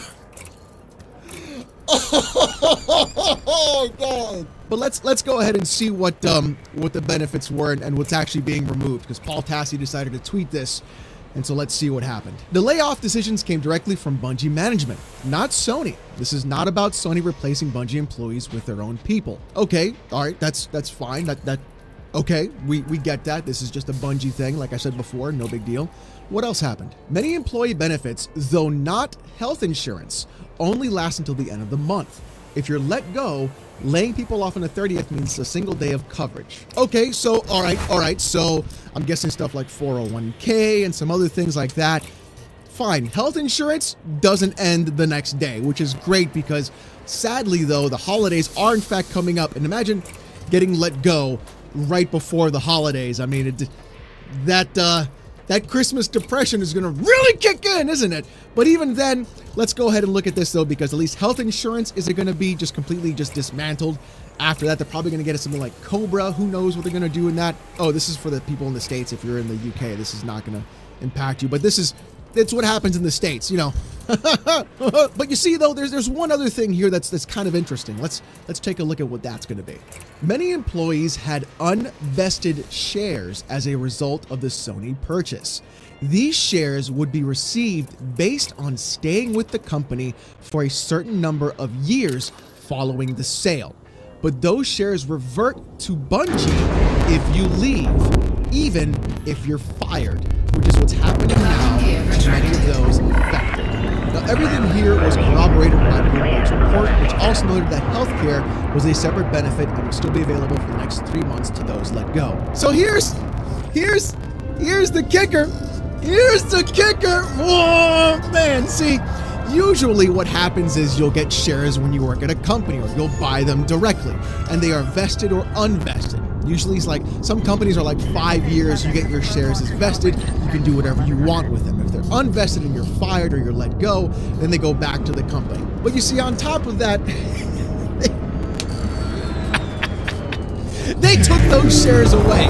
So if you bought those shares or you earned those shares through an employee stock purchase plan, everything that you bought in there is saying like, oh, we're going to use this for retirement, or I'm going to invest in the company, get some money back.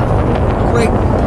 They don't belong to you anymore. You know who they belong to now? They go back to Bungie. So all that money in those stocks and shares, it's gonna go fill that gap with that 45% revenue missing. Yeah. So instead of actually, trying to fix the game or set anything up, they're just gonna fire 8% of the workforce and then go ahead and whatever 8% had with those vested shares, use that to recuperate some of the profits that they were lost.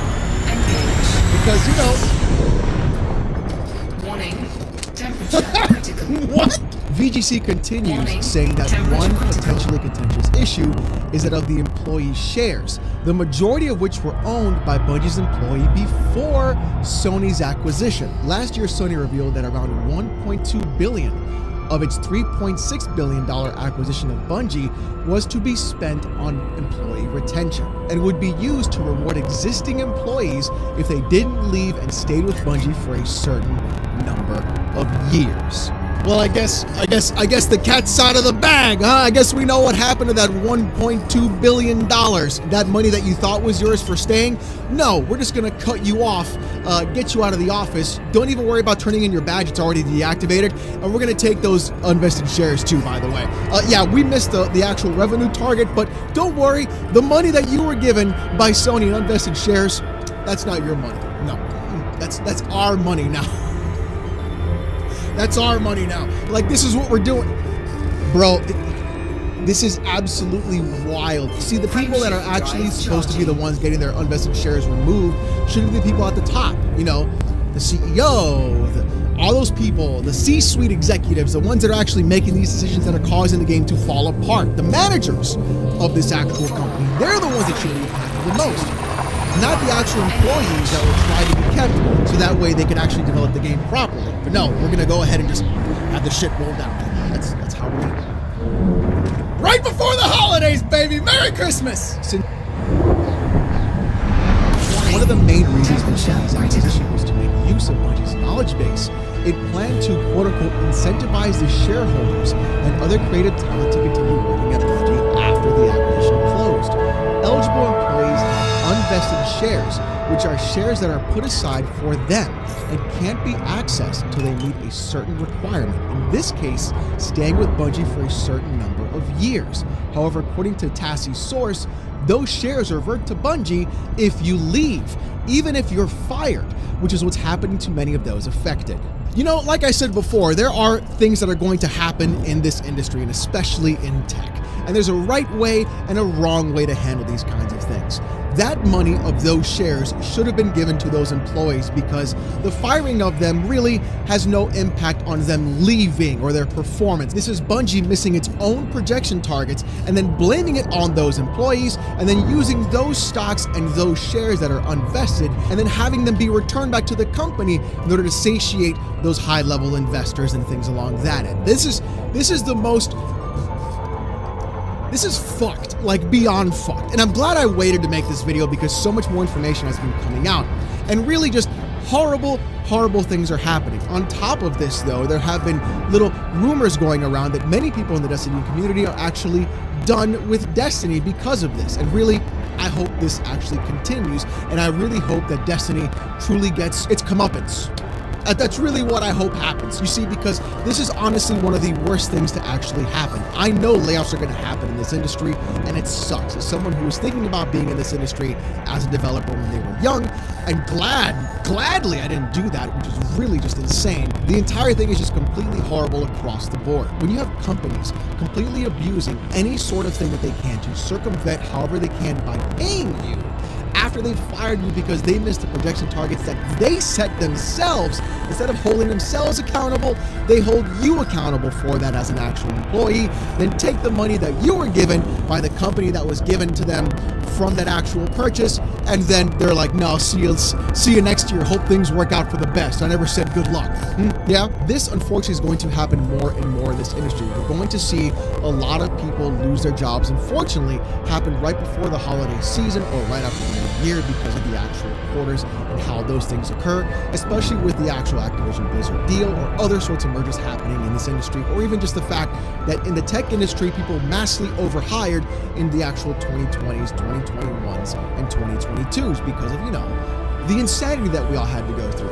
But see, this is not the way to actually do it. Bungie has completely screwed the pooch, has done some of the worst PR imaginable for their actual team and actual studio, and even developers that are still working there. And I'm honestly shocked that we have not heard of a mass exodus of people leaving that company after what's been happening. Because if 8% of those people got fired in front of you in that workspace, I really wonder what the morale is going to be like, or how good Marathon's going to even actually be. I can probably say it's going to be maybe a DOA, if you ask me, because it's going to be filled with microtransactions up the wazoo. Black Desert Online will be jealous at how much it's going to be able to charge you with Marathon when they get through with that game.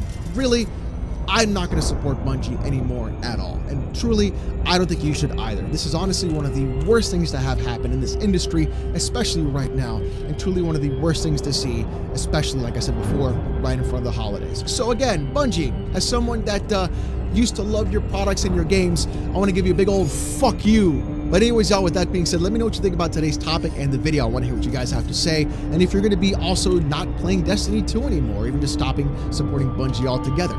If you want to see more of this kind of content, more gaming news, PC port reviews, Steam Deck videos, and even live streams, subscribe to the channel. We've broken 56,000 subs, and it really does mean a lot. If you want to join the community, consider becoming a YouTube member, and you gain access to the Discord and really great emotes and live streams. It's only $1. If you don't want to spend the buck, don't sweat it. You show up to the live streams, chat, and these live streams. But with that being said, y'all, hope you have a great one, and I'll see you next time. To the station, Commander. Please fly safely.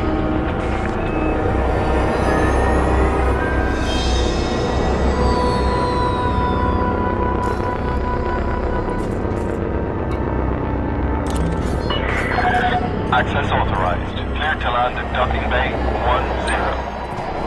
You are approved for automated docking.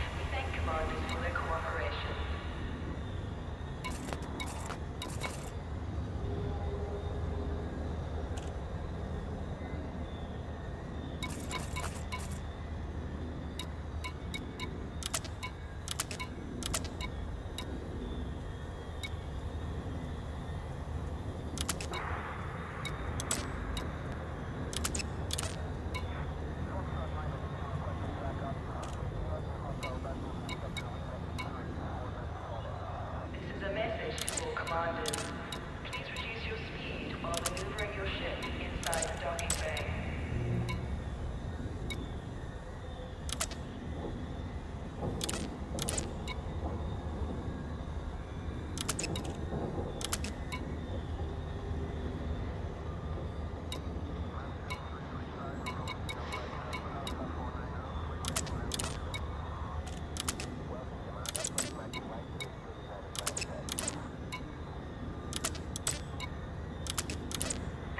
Docking facilities requires flight control authorization.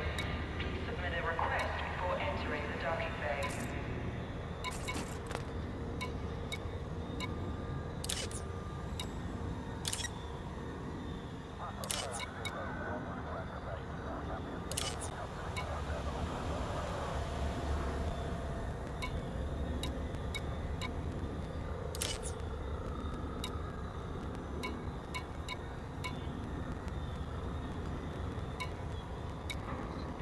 Docking facilities requires flight control authorization. Please submit a request before entering the docking bay.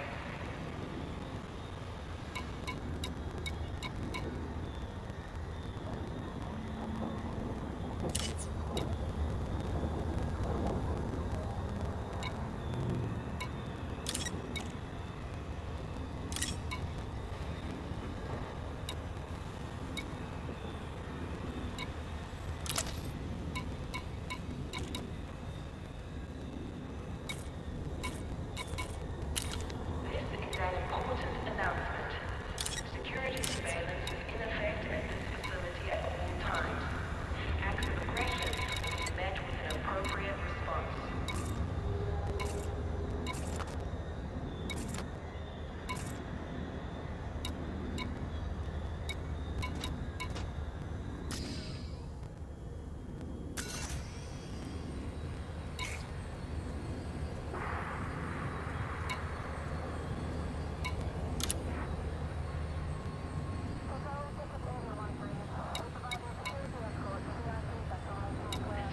Offers a range of services. Check your information panel after docking for more details.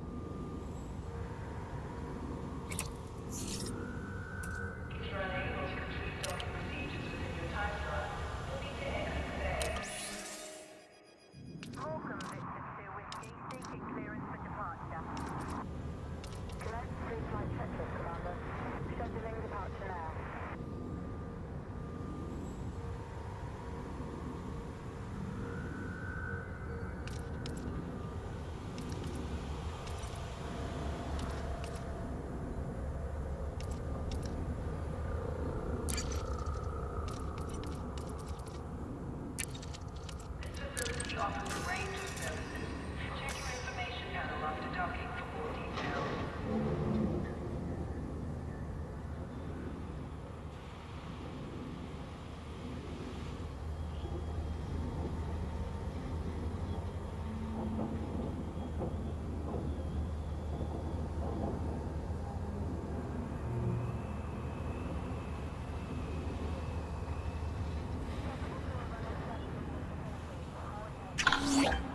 Incoming message. Access to docking facilities requires flight control authorization.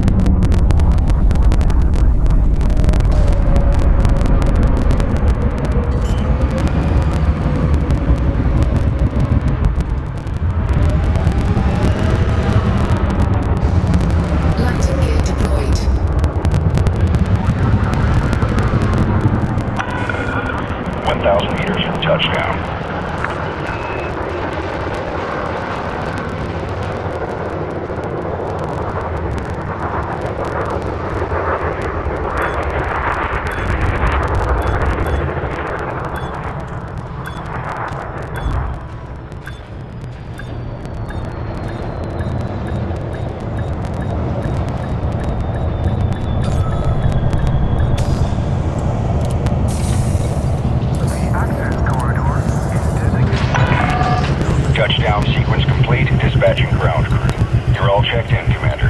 Enjoy your visit.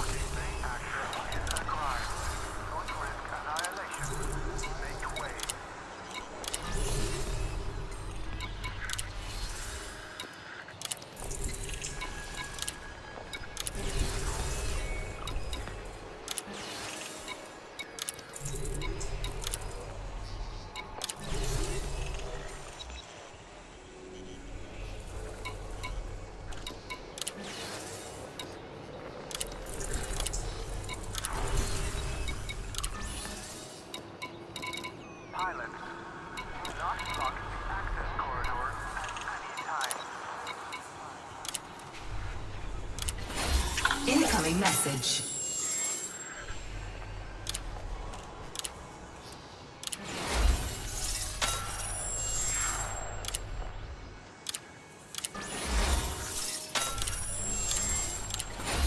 Incoming message.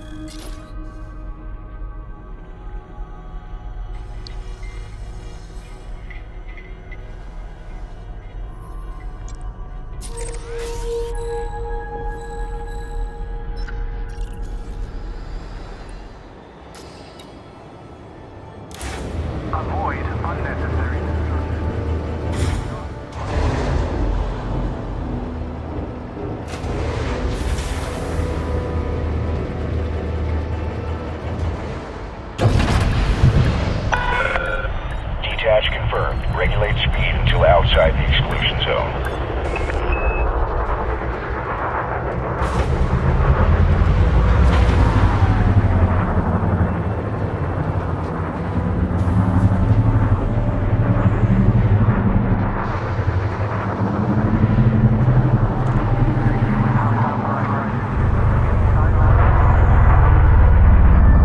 Landing gear retracted.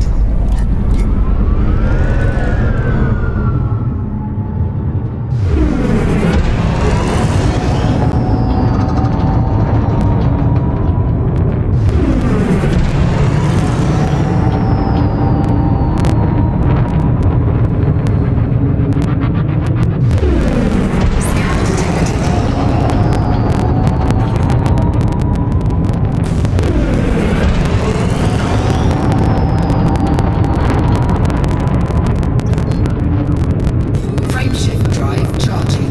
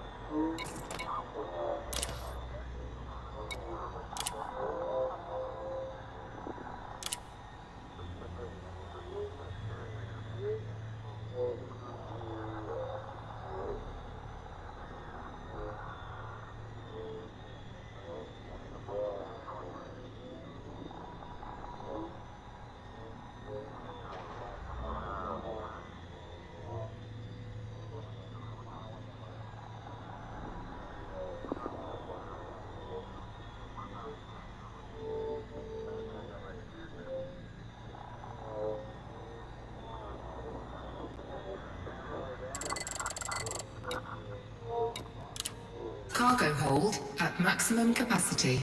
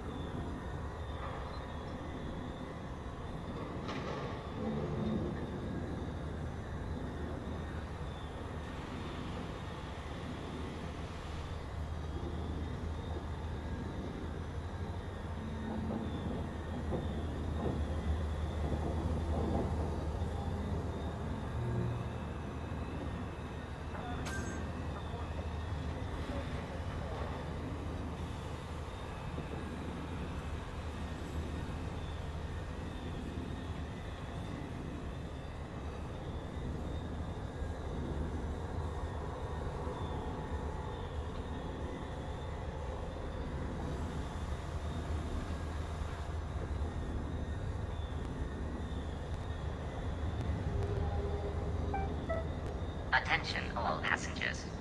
This carrier has scheduled a hyperspace jump. Please conclude any remaining business in this system prior to departure.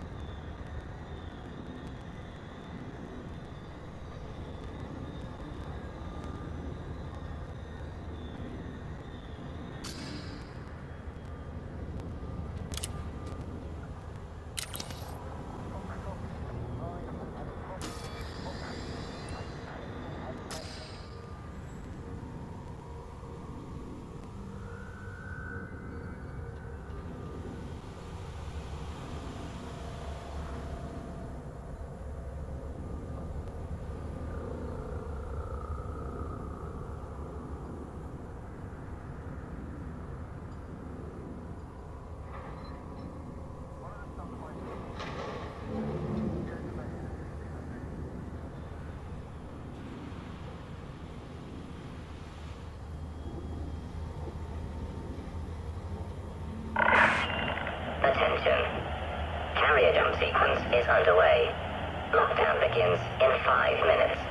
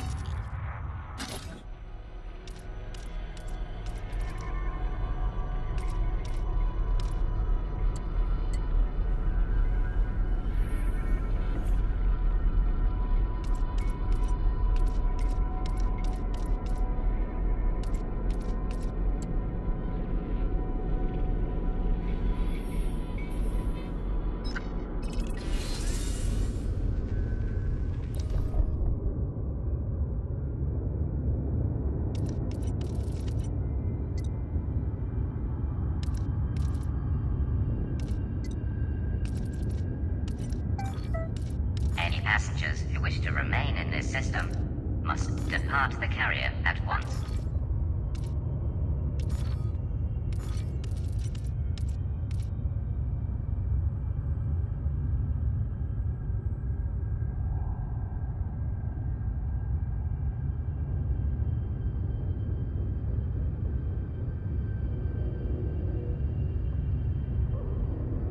Technical, be advised, we have a ruptured power manifold in central engineering.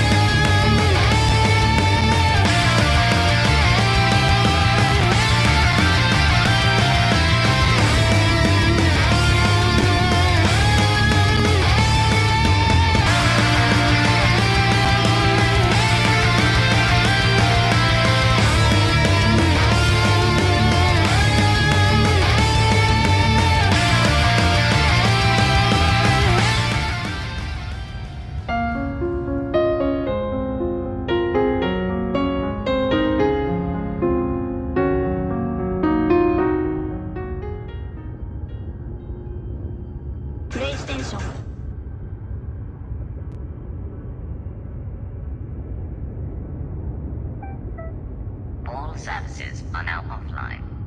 Network access will resume following hyperspace travel. Stand by for landing pads on down.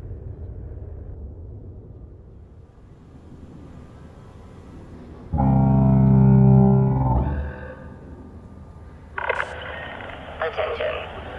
Carrier has entered pre-flight lockdown. All services have been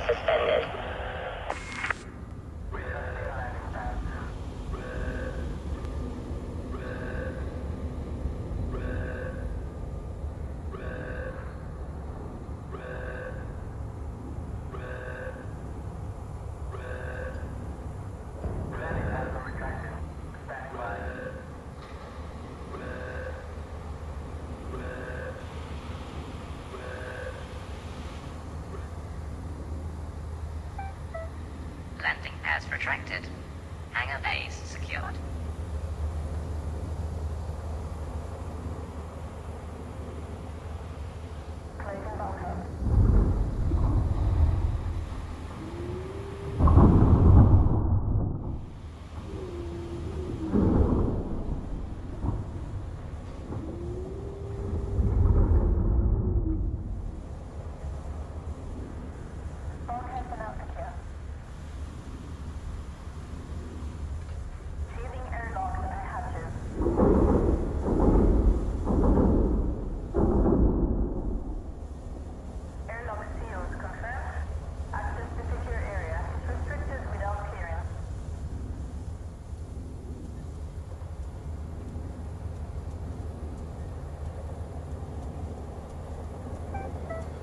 Maintenance task confirmation is acknowledged. All decks are prepared for hyperspace.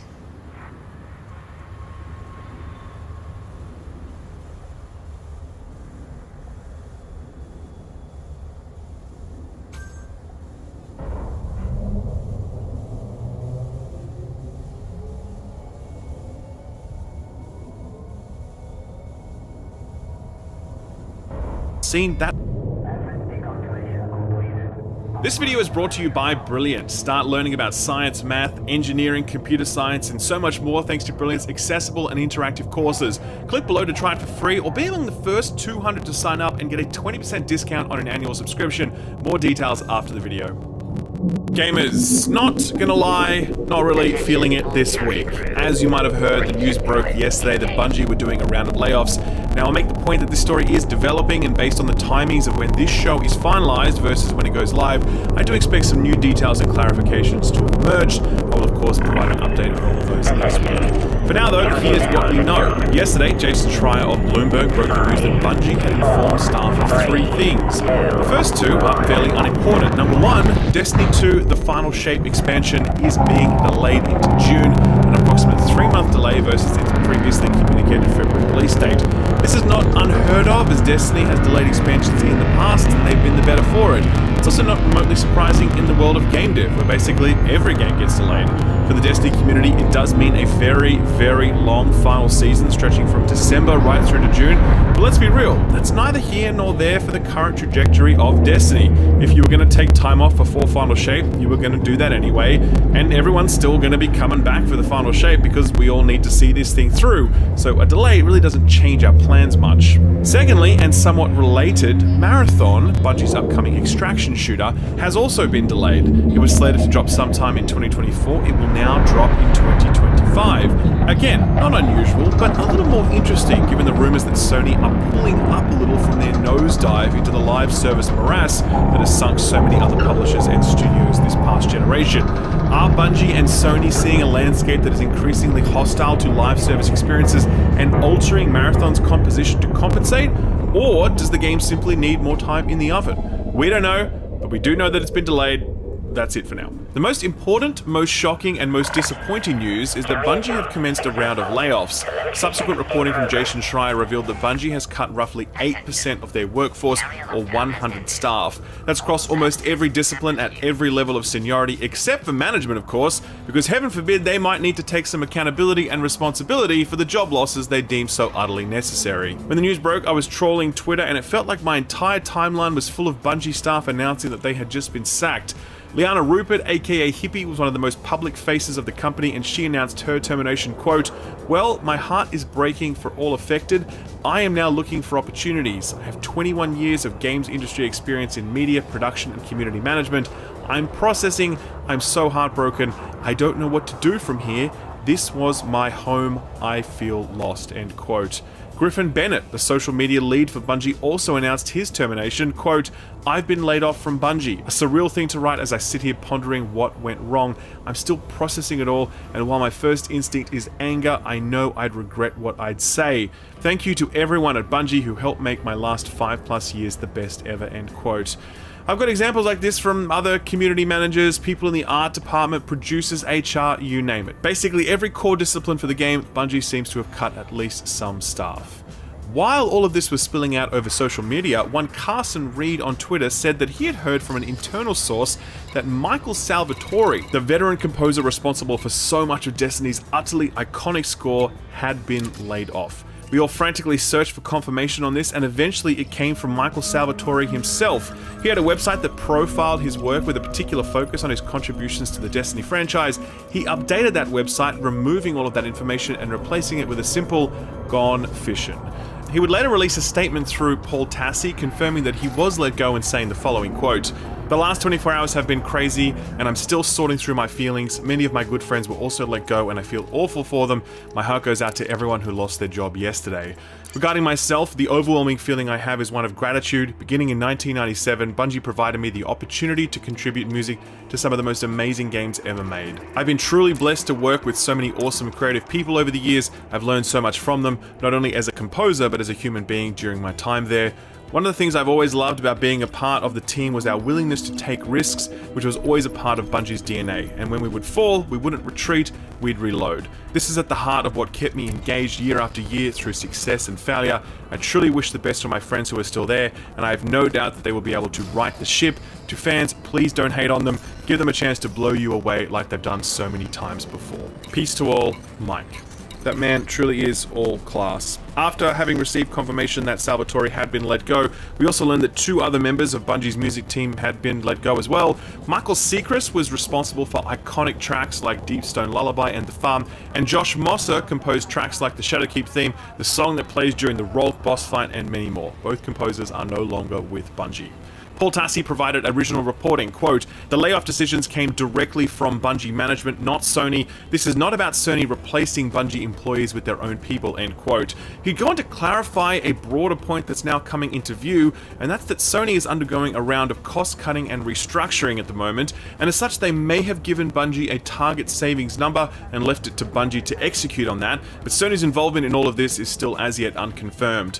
Tassi and Schreier also both confirmed that a number of staff let go had shares in Bungie that had not yet vested, and of course, if you get sacked, you forfeit those shares. That is a really fucking ghoulish tactic that these companies use to snatch people's financial security from them. The subsequent reporting from Schreier revealed a number of bombshell details about why all of this is happening. Some weeks back, Bungie told staff that they were projected to miss annual revenue targets by 45%, and that Destiny 2 player retention is currently significantly down. They also said that the upcoming Final Shape expansion was getting good, not great feedback, hence the decision to delay it. Bungie CEO Pete Parsons told staff that they'd have to weather the storm together, and staff were up for that fight. A week later though, 100 people were sacked. The response to all of these job cuts was a mix of anger and sadness, and leading the grieving process was none other than Bungie's CEO, Pete Parsons. Since he had just sacked a bunch of his community and social media managers, he thought it'd be a good idea to get on Twitter and post this, quote, "Today is a sad day at Bungie as we say goodbye to colleagues who have all made a significant impact on our studio. What these exceptional individuals have contributed to our game and Bungie culture has been enormous and will continue to be a part of Bungie long into the future. These are truly talented people. If you have openings, I would highly recommend each and every one of them," end quote. Now listen, I've got no problem with Pete Parsons. I think he's proven to be a pretty alright guy, but mate, nobody wants to hear from you right now. You literally just sacked these people. Some of these people are going to lose their homes because of this. Their kids are going to have to relocate and change schools, and you're out here making it sound like some fucking weather event, completely beyond the span of your control, like a Thanos snap that magically erased a portion of your staff from existence. You know the one statement that I think would be really interesting to hear from Pete Parsons and other executives at Bungie and Sony? I'd like them to come out and say, "We're taking X% pay cut to take responsibility for the decisions that led to this outcome." Unless they're willing to say that, then they should just stay out of the conversation. Obviously, a 45% shortfall in projected revenue seems like a big number, sure, but I would remind you that Sony just bought this studio for $3.6 billion, that Sony is on track to make $6 billion in profit this year, and they are currently sitting on $14 billion in cash. That's 14